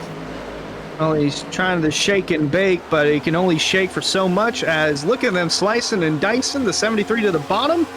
Knoll's going to lead this lap, but the 73 might lead the next one. They're almost touched going into turn 1, guys. Yeah, the side drafting is getting pretty heavy right now. It's what almost turned the 30 around, but he was able to save it. Nichols is going to slide across the nose of Seth Knoll. And JT Poole slots in 3rd. Now they're getting single file, but everyone's kind of fighting for that upper groove, and they're slamming the doors on each other just to get in line. It's very cutthroat. Everyone wants the dominant lane, and no one wants to give that dominant lane away. As it looks like Jake Nichols is going to rocket around the outside of the 1 of Seth Knoll, and he will take the lead of this race back. Whoa! Oh my gosh, they are kind of close with these chops, these blocks. Look at JT Poole with help from the 51 of Springer. Going to take 2nd as they're 3 wide behind him for 3rd. And look at Seth Knoll run the Larson line in 1 and 2. Ripping the high lane here. Ryan Hart's watching all of it. Jeremy Miller wants it back tight quarters here. The 1 slam drafts the 26 forward. Same with the 3 and the 51. And Poole right in behind Jake Nichols as they head into turn 3. Different lines, different braking zones everywhere. There's cars here at Fontana. Yeah, and big loser out of that was Michael Sturgill, got completely pinched on by the 51 of Ricky Springer, who's now fighting with Ryan Hartz, who's now really starting to make some noise now that 3's up here battling for the lead. Took him little under half the race again here, and now he's ready to fight with the big guys. And it looks like Oh, Jeremy Ricky Miller. Springer! He takes him out. The revenge is given, and the 51 hard on the wall. And gets hit again from behind. Robertson. They stay straight. But Ricky Springer's night could be over. Oh, and Ed Robertson is extremely ticked off over the radio. I would imagine Springer's ticked off too. Have a look at it. Yeah, they just go off into turn 1 here. And watch the 30 just dive and just gets into the quarter panel.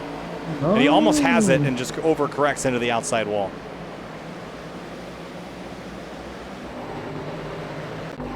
And down pit lane, and that is likely it for Ricky Springer, and this is not what he needed. No, I was going to say, this has huge playoff implications here. I'm curious to see how it's going to stack up when the document gets updated now with that big drop in points for Ricky Springer. I can only imagine. You can see right there, he's so frustrated with this, with the way it's turned out. And no yellow either. You see him just absolutely furious. Yeah. He's going to lose multiple laps. That right front tire needs a lot of work. Oh, yeah, it's going to be a lengthy repair for the 51. There's nothing worse as a driver sitting there. The track's green. All of your other competitors are out there gaining laps and points on you. There's nothing you can do but wait to get your car fixed.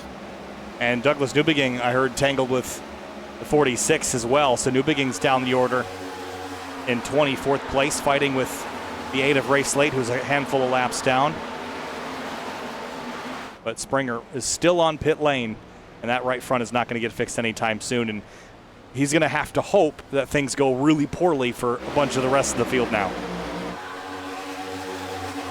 Eric Wineland. Guys, you want a drama, you get drama listening to the radio. Ah, gosh. I hit him just as lightly as he hit me. It's not my fault. I'm the better driver and held on to it. They disabled driver chat. They didn't say disable Jeremy's Discord chat. Wrong chat. Overcorrected into the wall. He was fine. He's a hack, and that's his problem, not mine. Well, there's Jeremy Miller's take on the incident, guys. Spicy, well, man. Rick's see hot how that sauce one ends up. all over. That is spicier. That is 10 million Scoville units, I think. Wow. Be sure to check out Rick's Hot Sauce, by the way. Yeah. I was going to say, forget tuning in about the Rookie of the Year standings. You got to tune in for this. This is spicy out here on the racetrack. They had to disable the driver's chat you heard him mention because everyone was just throwing shade at each other. And there's Ricky Springer out on the track, and I'm curious what he's going to do because there's nothing he can do to get his points back, right? Benny, do you see his wheel? It is not straight at all. That right front is not fixed. So I'm really curious what the game plan is going to be 51. Is he going to just go out there and just try to ride and get as much points possible, or is he out there with a mission? I hope it's not the second part. He's going to come back in. I was going to say, if he does that, Miller's running fourth. If he does that in the middle of a corner or even on the entry into a corner, that could take out Hartz, Horn, Skyoli. They could take out a bunch of guys too. So, well, any reaction would absolutely guarantee his elimination from the playoffs, where right now he's got a chance. It just requires everyone else to have a really bad day around him. And now, without that causing a yellow, everyone's beginning to spread out, which is not what he wanted to see. No, it's not. But granted, a lot of the guys that do need to do well, they're not doing as well at the moment. I'm sure he's going to hope that kind of stays like that. Again, going to wait and see when this gets updated with the points, how it's going to play out. But so far, so good, question mark for him. At the moment, it's really going to depend on how this race plays out. If we get a lot more cautions, things get chaotic, it might play out in his favor, it might not. You could have those guys, especially Greg Mitchell. If Greg Mitchell wins, that's going to pretty much mean that Ricky Springer, I think, is going to be out. Yeah. That's definitely not a scenario that he wants, Hunter. not at all. He wants to go back out. Well, really what he needs is what happened in the first 40 laps, where it's just 5 laps of racing, then caution, 5 laps of racing, then caution, but that is not the case. Like I said earlier on, we get a lot of cautions early on in Auto Club, but towards the end, they become scarce as, I think last season, the last yellow that came out was with 19 ago, 18 ago, somewhere around there, and then we had a green flag run to the end, but yeah, they calmed down towards the end of this one. 55 laps down, and 50 to go next time by, so we're past the halfway point at this stage. And Jake Nichols out front. Guys, last season I should say, Jake Nichols was really in command of this race, coming to the checkered flag. He was wrecked in the final corner, and he would just love to steal another victory. This season, Jake Nichols has 3 wins, but he doesn't have the most. It actually belongs to James Scioli, who has 4. Scioli came into the night just above the cut line after a disastrous round at Chicagoland. And he's not even having an overdog night tonight by any stretch. Not an amazing rebound, running top 10, Finian, but this is not this James Scioli that we got used to in the first part of the season. No, yeah, it's just not pretty mediocre night for the Sevens. Not bad, not good either. At the very least, again, I think he's doing good enough to get himself into the next round, which at this point is really the most important thing for him. I think, I'm just not really particularly good at Fontana, but we'll see how he does towards the end of the night. Night's still young. We're barely halfway through this race. Still a whole lot of racing left to go, and potentially a whole lot of drama left to go. More drama, this time in the form of the number 30. He is being parked. So he is going to be forced to come down pit lane, and he is being parked for the evening. I am not surprised by that. I was kind of waiting for that to happen. I am a little surprised by that. I think that's what Eric was just about to say. Eric, they're parking the 30 car? Yes, so the admins have deemed that, first of all, they are allowed within the rulebook to rule on incidents that happen under green, even if they don't trigger a yellow. That rule is in there because of cases like we just saw, where a potential intentional wreck penalty that causes a problem but doesn't bring a yellow out. It appears that in their judgment, the admin team, they felt that what Jeremy Miller did was an overreactionary, harsh maneuver on Ricky Springer. He did more than just slightly tap him via netcode. If you guys saw that on the initial replay in lap 44, I'm not sure. I did see netcode there. And Jeremy Miller decided to take it into his own hands. And I'm not sure if the broadcast heard the audio, or if the admin team heard the audio on the broadcast. But the in-sim radio told them enough that they have decided to park the 30 car for the rest of the race. I wouldn't be surprised if they're listening to the audio, and I certainly think that it could have influenced their decision. But let's go back again and see if we can look at this again. Scott down there, and I think what the important piece of this, Finian, is that he had mentioned how the 51 had done it to him previously. And maybe they deemed this a retaliatory maneuver, and hence the parking. Yeah, I was going to say, I think it's pretty understandable what Jeremy was trying to do there. Yeah, he just goes in there in the 51, and he almost saved it. But we've seen these guys, especially in the middle of the corner, these cars are extremely on edge, so it is really tough to save them. And then Ed Robertson collecting collateral damage out of that whole incident. So that's who I feel bad for the most, and I think the admins will take into consideration that incident also puts the rest of the field at jeopardy with shenaniganry, if you will, happening on the racetrack. So I could say, as the head of race control here at Area, I'm proud of the team to step up and make a call. I'm sure they will catch heck for it after the race, but we regardless move on. Jake Nichols still in the lead, being chased by Seth Noel. But for how much longer? JT Pools here in the mix, 3rd place. Michael Sturgill in 4th, and both of these drivers are giving Seth Noel a run for his money right now. It's both the locked-in drivers in the top part of the standings, but Pools running well, and Sturgill not in the playoffs, so all his goal is to win this race. And he's looking pretty quick right now. He's been up front all night. He has been up in front all night. Hasn't really been at the pointy end of the field, though. I don't think it's gone as high. I think high is 2nd over there, and has not let a lap. So he's trying. It's not been for lack of trying, but has not quite been able to get to that front spot. JT Poole sitting in behind, and he saw Sturgill back up the corner trying to get a run. There is Ricky Springer running out there by himself, pretty far off the pace. He is 10 laps down, 6 down from the next highest driver, Ray Slate, who is himself 3 laps down. Yeah, and that wheel, Hunter, is definitely still off. We're 3 wide for second here for a moment. Close quarters racing, at least on the bottom bit, as Seth Noel going to cruise away on the outside, but Poole trying to take the podium spot away from Sturgill, who, as you mentioned, hasn't led a lap tonight, but going over to previous races here at Auto Club, every time the driver has led the most laps, they have yet to come home with the checkered flag. In season 1, it was David Weishart. And look out, guys. Connor Okrezik sideways in turn 4. Can he save it this time? No. No, look out. That is going to trigger a caution.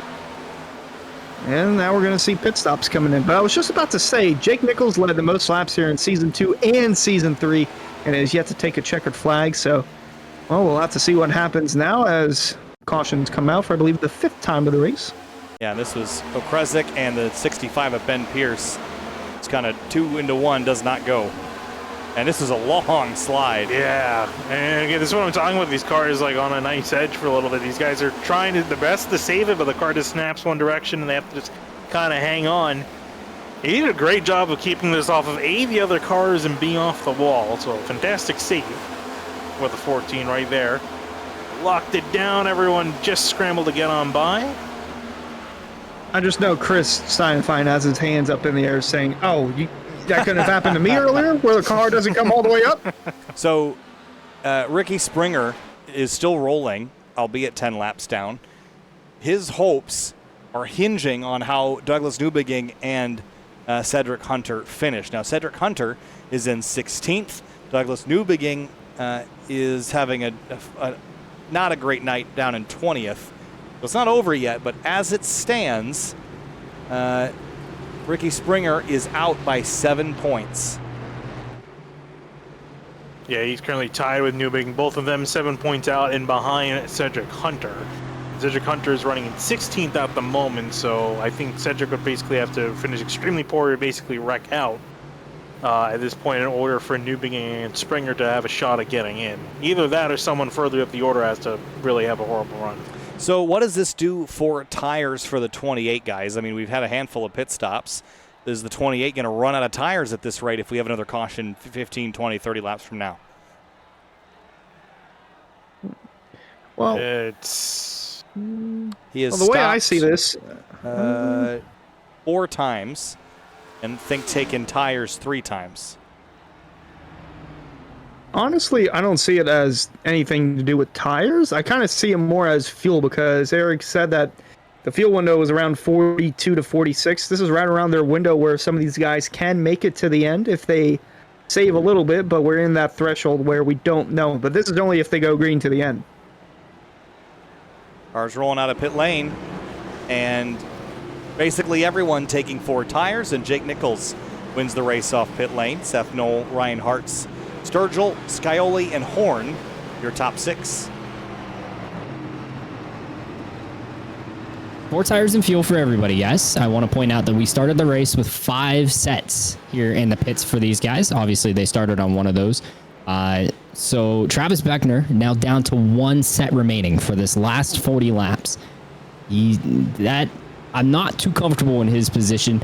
He's going to hope for this race to go pretty far green and then get maybe another yellow to use up that last set if he wants to. But not the best situation for the 28, but it's not alarm raising yet with just 1 set remaining down here in the pits. Thanks, Eric, because we should get the 1 to go and be set for another restart here shortly. This race is beginning to get to its wind-down period, guys. The last 40 laps or so, if we go green to the end, on about 27 minutes worth of racing. So it's going to go pretty quick if we stay green. If we get a bunch of yellows, it will drag it out a little bit more. But Hunter, as we keep moving through this race, James Scioli quietly drifting forward. We just mentioned how this wasn't an amazing night for him, and he isn't as hot as he was in the first part of the season. But lingering in 5th, I don't mind being here with this many laps to go. Not him or Connor Horn, really. I don't think we've talked about Connor Horn all night long other than qualifying. He's had to come from quite a bit ways back, and he's put himself in a good position. But him and the 7, yeah, we haven't talked about them too much, and that, considering what's happened tonight, that's a good thing. But 42 is in a little bit more of a pickle than the 7, but nonetheless, both guys wanted to finish out this race strong and try to make it to the next round of the postseason. And as far as their playoffs are concerned, they're in pretty good shape. But Eric Wineland, right before we get back to the restart. Nope, there he is. I'm sorry, I was dipping right out as you were coming to me. I was just going to check in with you to see where our playoff drivers stood on laps led. to make sure that our bonus points are being awarded correctly. I know Jake Nichols has obviously led a lot, but maybe we can catch it on the next yellow as you guys get ready to go here. Make sure also fans tune in to simtvbroadcasting.com/live timing. Check out the timing for this race. See where your favorite driver is running. simtvbroadcasting.com and head to the timing page. Thanks, Eric, as we get back underway in the pace cars to make that left-hand turn onto pit lane. 39 laps to go. We're beginning to wind it down here from Fontana. Still a ways to go, but on the latter half of things now. Jake Nichols back underway. The championship leader sprints away in the purple number 73 Chevrolet. Yeah, poor start for Seth Knoll. He's going to lose 1, 2, maybe 3 spots as James Scioli is trying to see if he can break on through Connor Horn. Eyeing up a pass maybe to the inside, potentially 4 wide here, fighting for 4th place. Oh, Connor thought better of it, Hunter, as they leave turn 2. Oh, Seth Knoll had to lift a little bit. They're almost getting into the back. They're 4 wide with Dwayne Culberson and Jacob Bell. And is it Travis Spector? That is old Travie in the 28 knocking on the door for that top 10 spot. But it's close with him and Chris Rabel in the middle. Oh, boy. Oh, Beckner a little bit sideways off of turn 4. Look out, he there saves they it. go. Oh, to hip check. Big crash off of turn 4. It's the big one at Fontana. Everybody crashes. It's a huge one. This is the biggest crash we've seen at Fontana in years. Wow. And cars go sliding, and playoff hopes going out the window for at least a moment. I don't think we saw a lot of big hits in this one, but certainly it's going to set some people back. The grass definitely got mowed. I'll tell you that. There's so many cars that went. That was a massive domino effect coming off of turn 4. We're looking at these guys. One car hit another, and everyone just ended up hitting each other. It was absolutely wild to watch. Take a look at your Simrad market replay. It's going to be a lot to unpack. Yeah, we have to go back and from high above to kind of figure it all out. Watch the 29. I think he's kind of in the middle of all this here. As he's sliding backwards, the 77 splits him 4 wide. The 28 was catching himself. And then it's the 14 of it's really 2 individual crashes that kind of all happen at once. What a mess. Cars everywhere. Rabel loses it down into the 77 and the 11. And that kind of triggers it. And as soon as he goes spinning back across the track, there's nowhere to go for a good bit of these guys. As some are Cedric Hunter. Cedric Hunter got drilled, and he's a playoff competitor. He got absolutely hammered in that right rear. That could definitely be damage right there. Oh, that's massive. Yeah, and I feel bad. I feel like those commentators curse. I was just talking about before this last restart that for Ricky Springer, you need the 07 Cedric Hunter to wreck out on another heavy hit there right at the end. Wow. Yeah, that's Ben Pierce getting into Rafe Slate. And let's watch what Ben Pierce saw, because he was kind of behind a lot of it. Ooh, not much he could do here. Oh, he was just clear. He thought he was accelerating and then plow.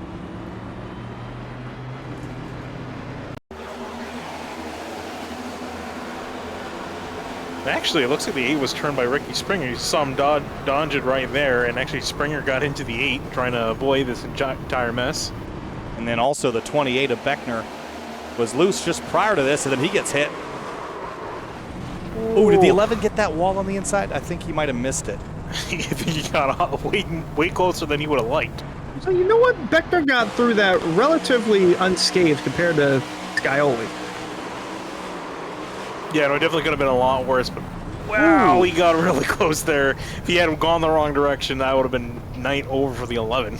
Well, pandemonium out of turn 4, Eric Wineland, as the cautions continue. It's going to shake up things a little bit for the time being. Oh, it's absolutely crazy. But hey, I just got a chance to check in with one of our playoff drivers. Greg Mitchell was so nice to talk to me. Listen in. All right, guys, checking in with Greg Mitchell down here in the number 2 Ford machine, currently clocked in the 8th position. Greg, you just missed a pretty big wreck right there. How you feeling? What can you do to make this playoff push here in this final 36 laps? Yeah, I'm trying hard. I'm trying to save tires and keep track position right now. So these guys are crazy. Everyone's kind of protecting the top line because that's where the momentum is. You almost have to slide job if you take a dive to the inside. So that's kind of the only way to get around. Other than that, I'm just trying to make it to the end, and I got to get to the front. So I noticed you're flying solo here in Fazekas Motorsports Discord channel. Anyone helping you feed you points as you go, or are you just winging it and hoping it comes out on the other end with you in the playoffs? No, my teammates just left me hanging this week, so I'm just flying solo here. All right, well, 2 sets left in the pits, right? Yes, sir. How do you play this last 36 laps out if we're going to keep getting a couple yellows? Do we take another set of tires here at some point? Yeah, it depends how long we get. If we get at least a 10-lap run, then I'm coming down. Otherwise, we're going to the end. Alrighty, Greg. Well, best of luck. I appreciate you taking the time here mid-race. Rolling P8 on the restart, guys. Thanks, Eric. And Greg Mitchell hanging in there in 8th place at the moment. Ryan Hartz, looking at him in 2nd place. Could he sneak a victory in this? Winless this season, 3rd in the standings coming into the night. I think there's something to be said about that 3 being a favorite potentially after being quiet all season long. Getting hot at the right time. 35 laps to go from Auto Club Speedway, back underway once again, and already 3 wide. Beckner spearheading that 3rd lane. Yeah, trying to make something happen here as you get the restart. Connor Horn potentially looking to the outside of Sturgill here. Everyone bundling up. Skylar Shackelford to the inside of Connor Horn as they're going to stack up a little bit on that inside lane. Culberson looking a little bit loose off the corner at his pin, and Momonio off of turn 2. And Shackelford had a moment there. He's going to lose quite a bit of track position, and Tua Mitchell is just next to him as they head into turn 3. Was the 7 car just spinning, narrowly hitting the pit wall? How is he up here in 4th? That was the 11 of Jordan Martin. Jordan Martin, okay. Whoa, we almost had him over there. Boy, everybody's skedaddling all over the track in the background and spreading out again on the front straightaway. It's amazing how wide this place is, but yet can feel like there's so little space. Yeah, because everyone, when you're in the middle of the corner, you can go anywhere, and you come off the corner, everyone files into one particular part. That's where they'll stack up on one another, and that's where it really starts to feel really tight. We talked about it, speaking of which, got very close to the 80 when Dwayne Culberson as Newbegin got a very poor run off the corner. He dropped back 2 spots, maybe 3, as Martin's working to the outside of him. All about survival here. The 21's doing just that, although he's been near some chaotic parts. Whoa. As soon as I say that, go figure. He almost loses it. So that smile went away quick. Now he's just trying to survive again. You saw him fight for control for a moment, gets a bump from the 5 of Garrett Grant. Look at Newbegin trying to rebound here to the bottom. This is not something that Ricky Springer wanted to see. The 71 moving forward. I was just about to say that because now with that wreck, Cedric Hunter's moved out as they run right now. Springer's in over a point over Cedric Hunter, but is 9th in the standings. Newbegin is the last guy in. So Newbegin continues to have this good performance. If he can continue working up the order, it's going to be poor for Ricky Springer, as you see for the lead. Here comes Ryan Hartz making a charge at the 73 of Jake Nichols. Their battle from last season, it's starting over again. Hart's lost a handful of races a season ago just from keeping it clean with the 73. Don't know if he'll do the same here tonight. JT Poole hoping that they can collide because he's in the catbird seat right now, running in the 3rd spot. Well, was running in 3rd. Here comes Seth Knoll, now moving up to 3rd. Crossover and contact. Jake Nichols to the bottom. Knoll to the outside moves to 2nd place, and Ryan Hartz to the lead. Yeah, I'm sure for Knoll, he's like, if something happens, he's already locked in. So Knoll's just moving people out of his way. He wants a chance here of getting the win. Not to mention the team championship side of things. You got Solid Rock Performance up here. You got Miller Racing and Solar Flare Racing. All these guys, this is the closest it's been. So they're racing for a little more than a championship here for the driver's side of things. The teams want to be at the top of the end of the season. They are 2 wide. Here comes Connor Horn. Look at him go in the 42. Look at him go indeed to the outside of the 73 of Jake Nichols. They have had disagreements this season. And James Scioli will also blow by the 73. It's amazing how fast when you're out of that preferred groove you can fall down the order. Maybe Jake will take this opportunity to save tire, Finney, and that's what he does best, is make hay on these longer runs as we get 30 laps to go this time through. Yeah, I think the best thing for him might be to just kind of drop back a little, maybe try to see if he can try to get himself back in that outside lane. You know, it's kind of that ebb and flow throughout the run. You kind of drop back a little bit, you get off kilter, and then you finally find a good rhythm to get back in, and then you can come back to the front. And Connor Horn looks like he's found that rhythm right now, working to the outside of the 26 of Poole. So he gets the run and blocks him off. Seth Knoll with the run on the 3, same thing with Poole, and it's a 3-car train bump drafting down the back straightaway. There are quite a bit of cars training their way into turn 3, and gosh, you can just see the intensity that's going around most of these guys going single file. Those that are risking it on the outside. Oh, kind of close there. It was Greg Mitchell and Shackelford there, duking it out for 8th. Greg Mitchell now going around the outside of Jake Nichols. For Mitchell, the intensity is going to start rising because 8th place isn't going to do it. Nor 7th, nor 6th, nor 5th. It has to be a win. And there's only 7 drivers ahead of him that he has to beat. He's closer to the front than he is the back, but he's got work to do. Definitely has a lot of work to do, and a lot of things stacking up against him here. He's got to really start to kick it up a notch. He's been running just about around 5th, if not a little bit outside that top 5, and he's made some big progress there. Looking at the outside, and there comes the 73, and Nichols trying to work the outside, has to give up and stay in behind the 2 of Mitchell. They are just fanning out too wide, all the way on the apron there in front of the pit road, which our own Eric Weiland is at. Eric, any updates? Yeah, Solar Flare Racing Radio. I was checking in with Mr. Culberson and running 10th very solidly. One of his best nights he's probably ever had in area. Checking in on Dwayne Culberson. Hi. Living the dream. That's all I got. Man, I wish I could get somebody to help me. So Dwayne having a very calm, quiet night. Jake Nichols not happy, not getting any help, and he's having to do it all on his own. You see him top of 3 wide off 4. What a move from the 73, guys. Well, he's got the Jimmy Johnson effect. You win too much and no one wants to help you at this stage. So, but the funny thing is he hasn't been that dominant. He's certainly been one of the best in the points, absolutely, but he hasn't won a million races like he did last season. Even if he won everything from here on to the end of the season, he couldn't tie his win total from last year. So it hasn't been the same season, but despite that, people are just not willing to help you if you've got a bunch of championships and a bunch of wins and you're solidified into the next round of the playoffs. Every man, every woman for themselves. Yeah, I was going to say, he knows everyone thinks, he's going to make it back to the front eventually. He can afford to kind of just hang out there to dry. And he's been trying his best, but he's been really stuck on that bottom lane. He got stuck on the bottom again. He was making some really good progress in the outside lane, but can't quite find a place to squeeze back in. We'll finally pull in behind Michael Sturgill, sit back there. And it looks like now a lot of guys in the front, they're scared to kind of pull out a lane, I think, because seeing what happened to the 73. They're fanning out in the corner, but they're kind of seeing single file for the most part. They want to get a big enough run to get into the corner and not be on the negative heading into it.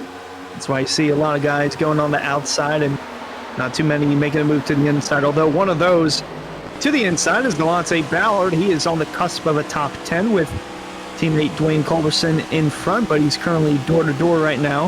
For the 11th position, Travis Beckner. Again, slow climb up to the front. It hasn't been a clean climb. He's been in the middle of some carnage, but 28 working his way towards the front. Delonte trying to stop the bleeding here as they continue to duke it out. Douglas Newbegin is digging Ricky Springer's hole a little deeper, continues to make his way forward up into 9th place now, and looking even better than that if he can get by the 88 of Skylar Shackelford as well. Jake Nichols up to 4th place, now hounding drivers and on the bottom of the racetrack of all places, Finian. Yeah, he's back on the bottom again. I guess he figured it's the only place they're going to let him try to make any sort of progress, but then loses a whole lot of time. He's even get completely freight trained down the front straight. He's going to go back on to the outside in behind Sturgill yet again. Goes back to the inside. A huge dive for him this time into turn 1. He might take away 4th here. It's going to be close. He's not going to have enough to get around Poole. But that outside line, the strong run it gets, well, now he's going to have help from Sturgill in the 17, tucked back in line. Let's say that run you get on the outside just takes away the momentum on the inside. You see him now sending it down in, looking for the 2nd spot, going to try and tuck in, but he's door-to-door with Seth Knoll. That 73, Kyle, is coming to the lead. Yeah. He's making progress down there, but if he doesn't get help on the straightaway, the progress is all undone by the time they get to the corner again. So kind of chipping away at it here, but big chunks. The 3 of Hartz now has Knoll to the outside, and Nichols is now 3rd. If he can slide up ahead of JT Poole, he'd have this spot, but he can't because Knoll's there. Yeah, if he can get now, he's going to have to try to get onto the outside and kind of side draft, slow down the 26 a little bit. Up here comes the 1, though, for the lead. Ryan Hartz versus Seth Knoll. Knoll diving to turn 3.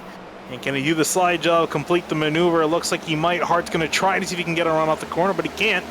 And Seth Knoll back to P1. And that's just going to reel in the 73 and the 26 of Poole a little more as Nichols follows the tire tracks of the 9 car, the Chase Elliott machine, all the way on the apron. And now here comes the 3, looking for the lead back to the inside. Going to be close. Here comes Jake Nichols. They're going to be 3 wide, head off the 2 for the lead. Kyle? 3 wide for the lead on the back straightaway here at Fontana with just over 20 laps to go. The race is on. Here comes Hartz battling for not only a win, but for a shot at advancing to round 2 of the playoffs. He's doing well in points, pretty solid in that regard, but a win would mean a lot at this stage in the season for the number 3. Yeah, a solid move will get him back to the front ahead of Seth Knoll, but Knoll's not going to be done just yet. You can see Nichols stuck on that inside again. He's going to get freight trained by the 26 and the 42 Connor Horn. And Jake Nichols back into 5th. Will dive again. These dives have been working out pretty well for him, but I got to imagine he's going to be burning up his stuff trying to keep that car planted to the inside like that. A little further back here, teammate Dwayne Culberson having a solid run in the 9th spot. Looking to get around Jacob Bell as Jake Nichols will tuck in line in 5th behind the 42 of Connor Horn, who's worked his way inside the top 5. Don't get Connor Horn yet. He still could have a chance at winning. From the bottom lane to the next lap on the top lane, Jake Nichols taking the elevator to the top floor in turns 3 and 4. And settles into 5th to make his hunt back forward.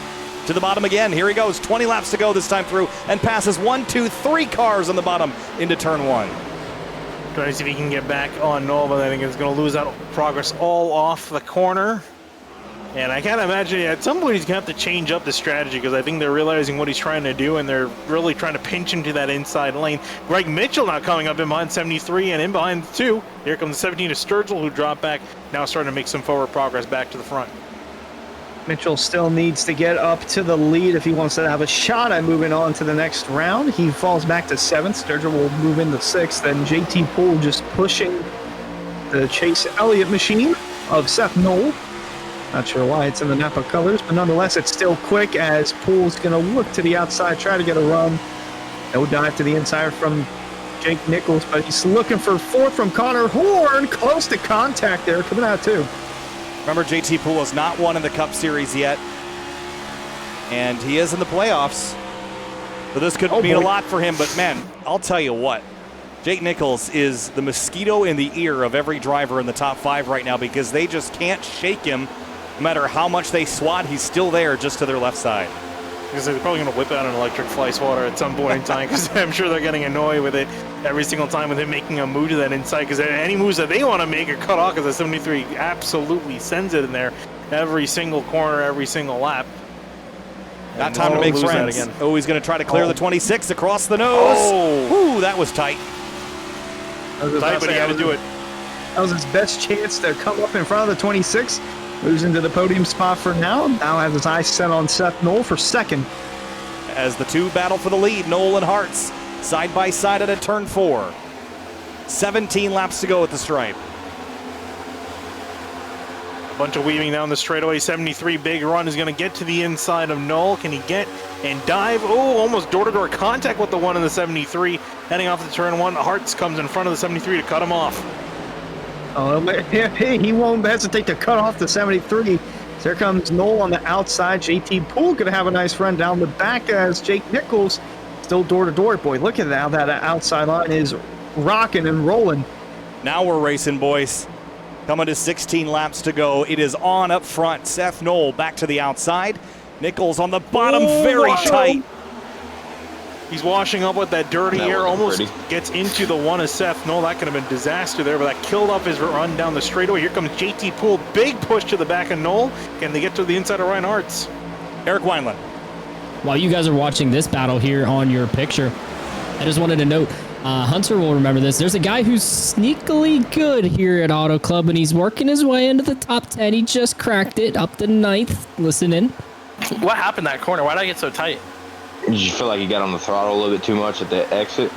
No, I'm asking. I don't know. Was that what it was? I really can't hear your car that good, but maybe I'm guessing that's what it might be. Not backing up the corner enough. So that's the voice of Jacob Bell and spotter Mason Kane.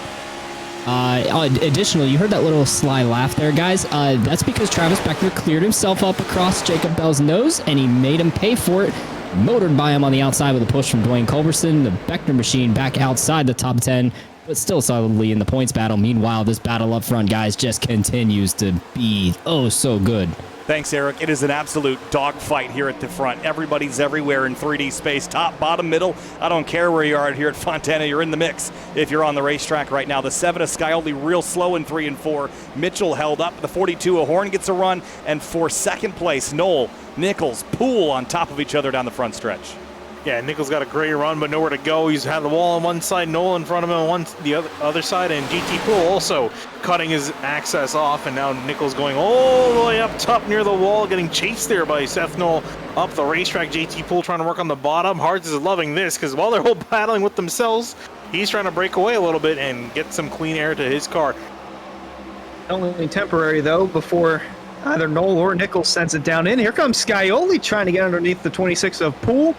Oh, he's got to check up a little bit, but Connor Horn still fighting to maintain 4th on the track as Poole looks to side draft here. Jake Nichols looking underneath Seth Knoll, but all clean and green so far for the 3 of Hearts. Can he pull it off to the end? 13 to go. 13 laps remaining. The timer is ticking down here.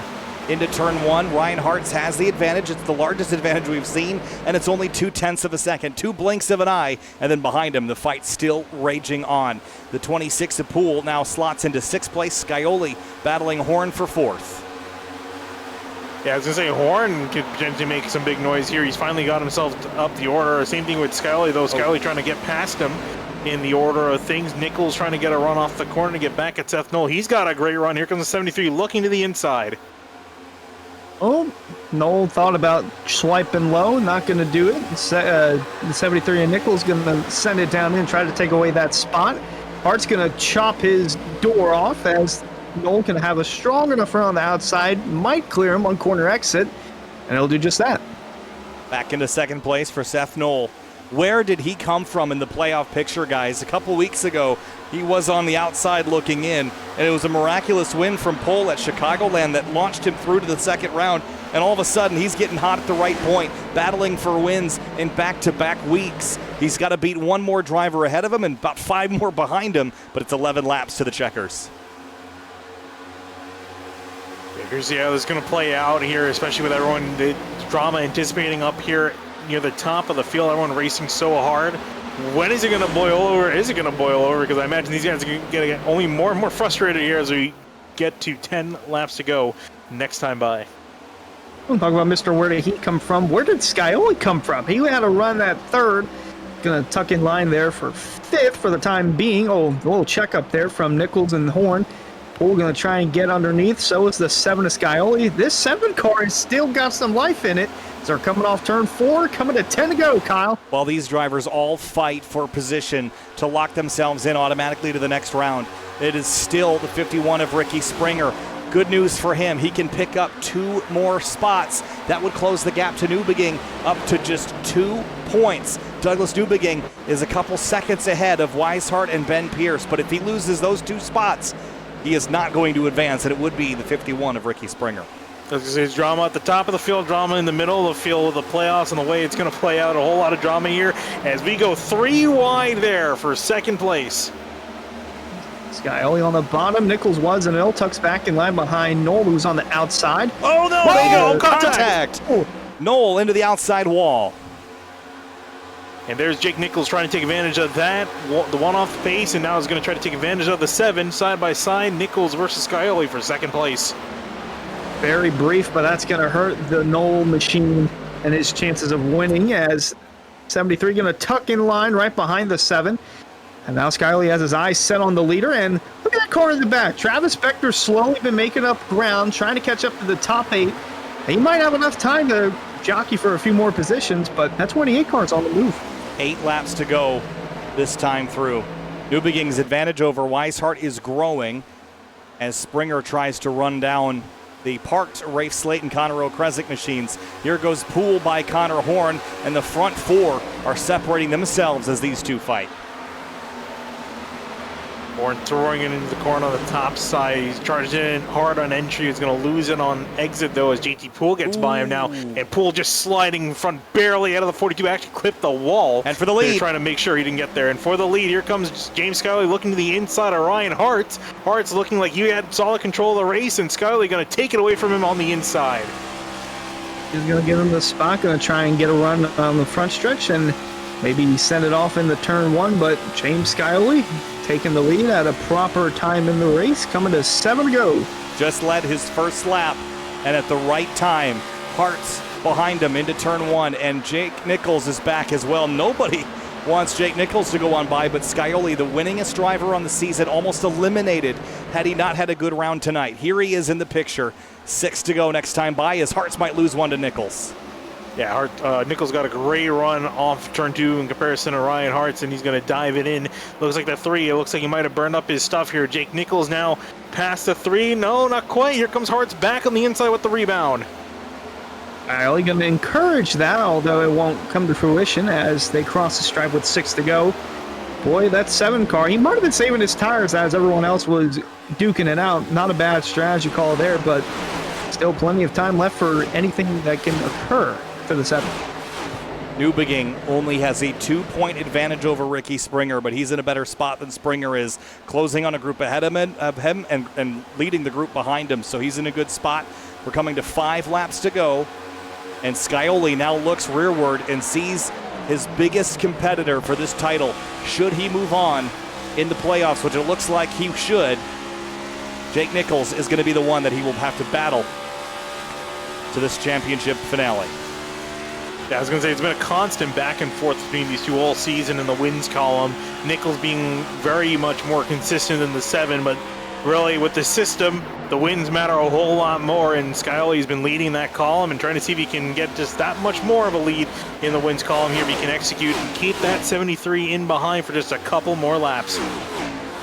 He's still looking to close in on this 7 and try and make a move. It's gotten closer, but still just buying his time as they're working their way through 3 and 4. Meanwhile, behind the top 3, Seth Knowles holding on to 4th, but Greg Mitchell on the move, and Connor Horn duking it out with Sturgill and JT Poole for the 6th position. Greg Mitchell is seeing his opportunity slip away.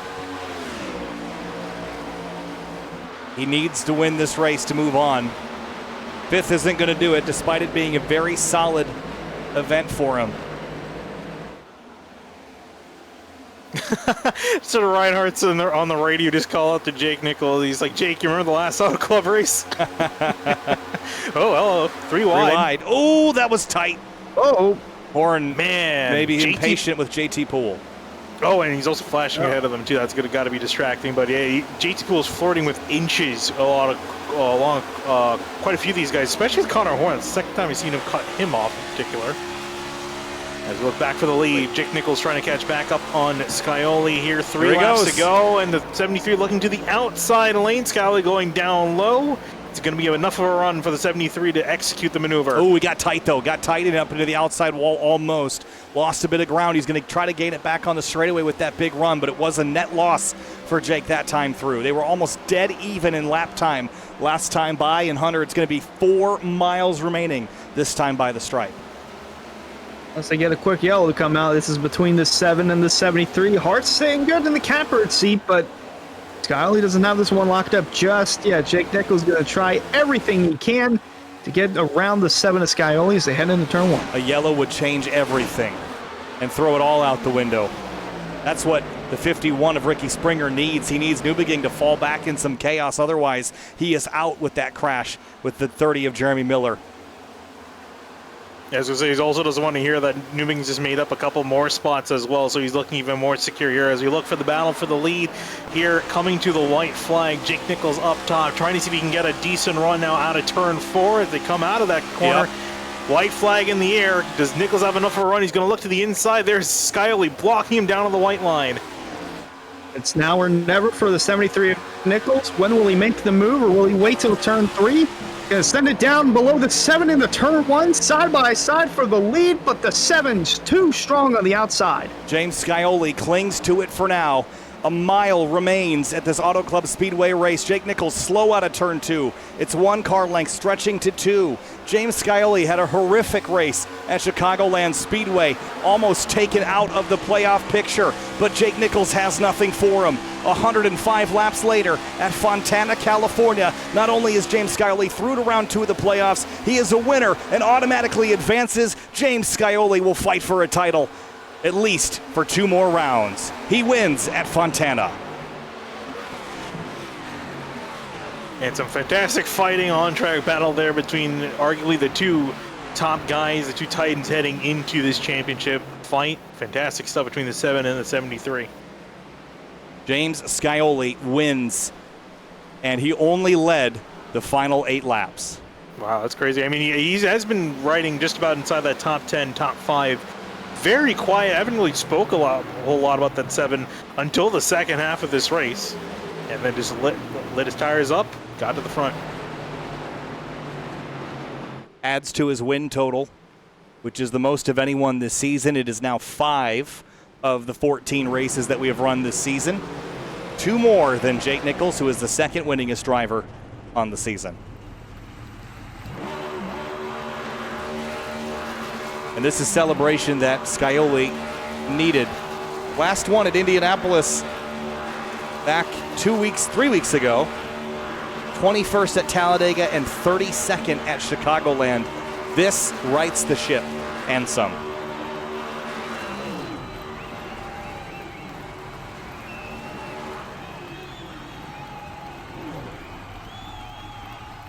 Roasted Gems Coffee number 7 is going to park it. And let's have a look at our race results. Finney, and it is the 7 up on top. The top 7 positions all taken by prospective playoff drivers, but Greg Mitchell will be one of those eliminated with his solid 4th place run. Yeah, I was going to say it was a valiant effort, but unfortunately with the way things played out, Mitchell does not have enough points to advance. He's 12 points behind the cutoff line, so it was a great race for him, but just not good enough. So he will be eliminated this round as we look through the rest of the order. Seth Noel, Pete Poole, Horn, Sturgill, Beckner, and Frankie Rosso coming in, just rounding out your top 10. Indeed, boy, that was a phenomenal race from those guys inside the top 10, even outside the top 10.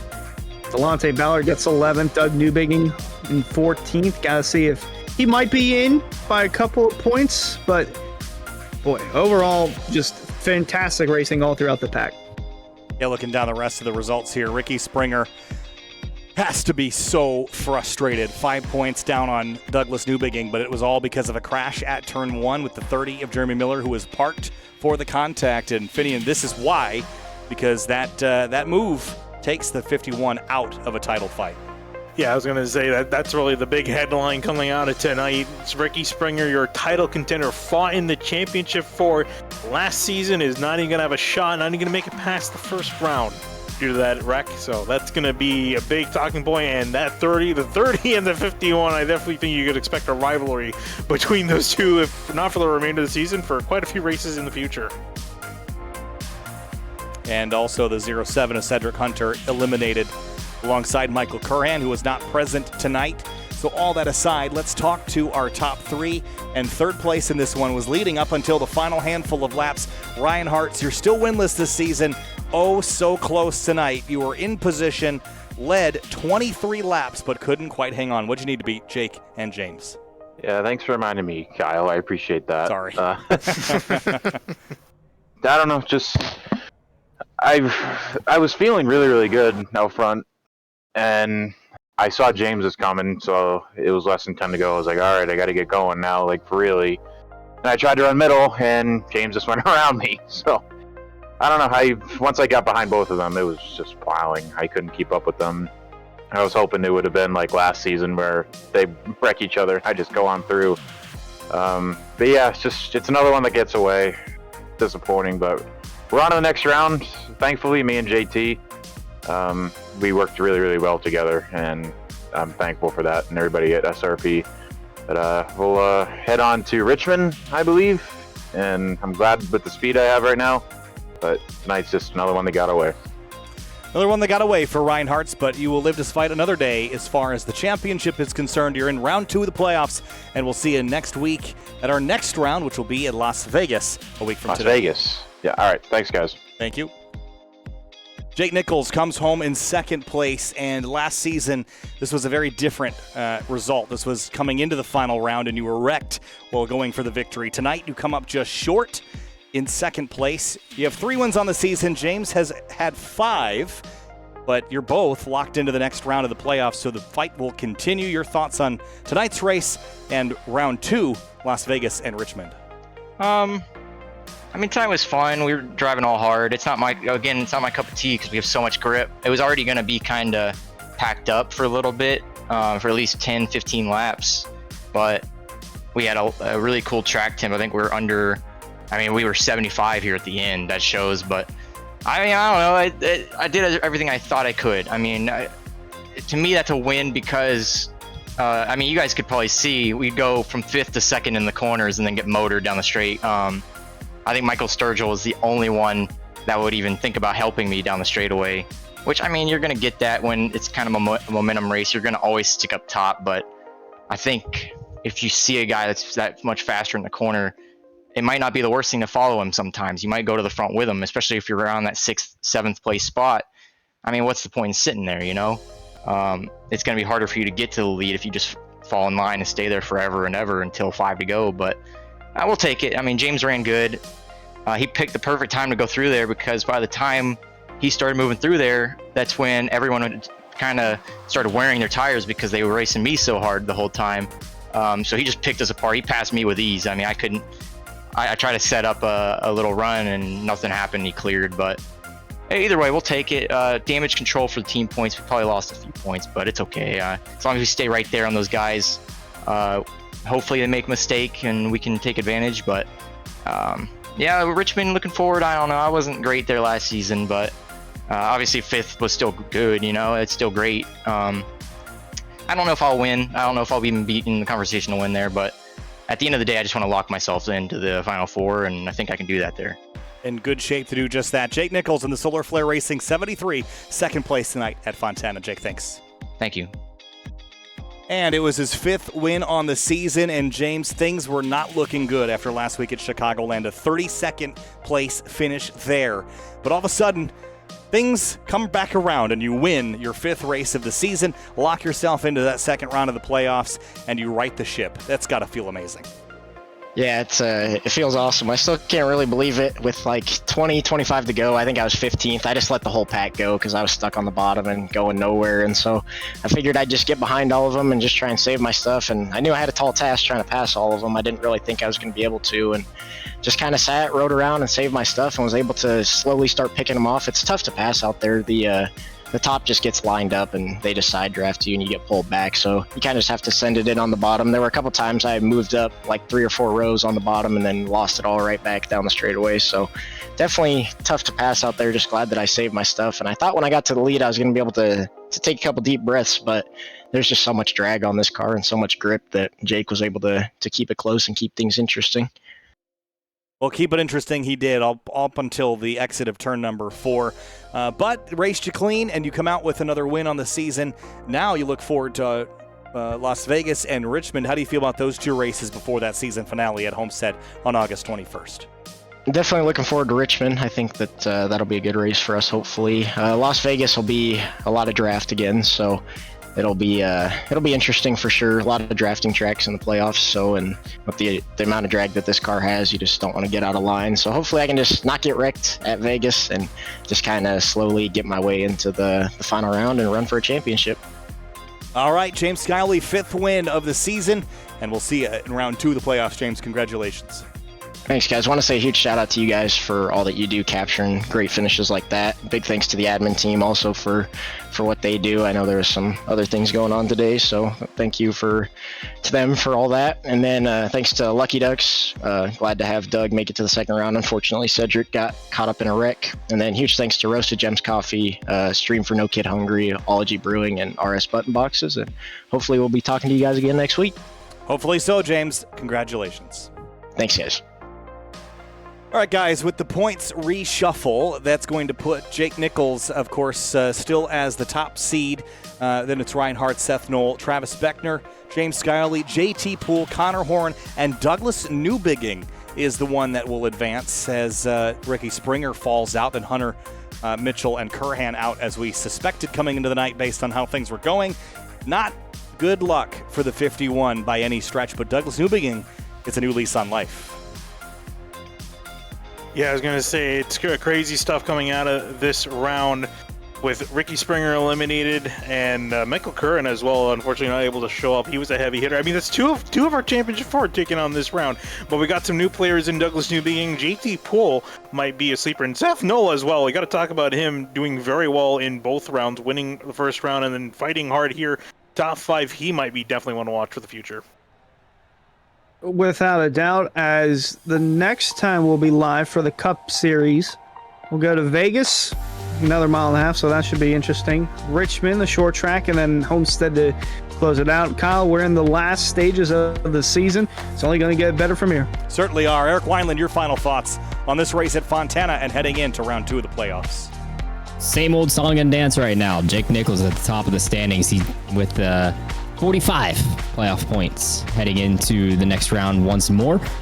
He still puts himself in a very advantageous point situation. He's still, I think, our championship favorite. But Seth Noel is really starting to show some strength right here and prove that he can be a challenge. It's going to be interesting to see what a 1.5 miles and a 3/4 mile short track will do next round, Kyle. That's what's coming up next. Next week, it's Las Vegas Motor Speedway, then Richmond Raceway. That will settle it for our final race of the season at Homestead Miami Speedway on August 21st. A great race here at Fontana. It never disappoints.